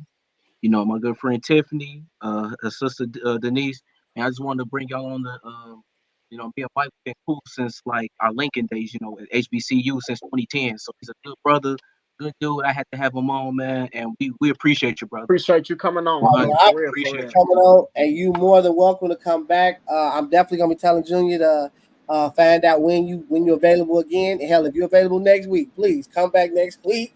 Blessings, brother. Just keep. He replaced other members. Come on back. Wait, say it again. You cut out when you said that. Say that again. She said she ran off the couch. She said you replaced other members. That's the inside of somebody on the panel. Oh Lord, I didn't get into that. Yeah, we appreciate you, brother. 1,000 times over, man. 1,000 times over. Respect. I loved hearing everybody's perspective. All y'all is cool as a mug, and much love from the Mile High City. I don't know where all of y'all live, but I'm from Denver. If you in town, let me know.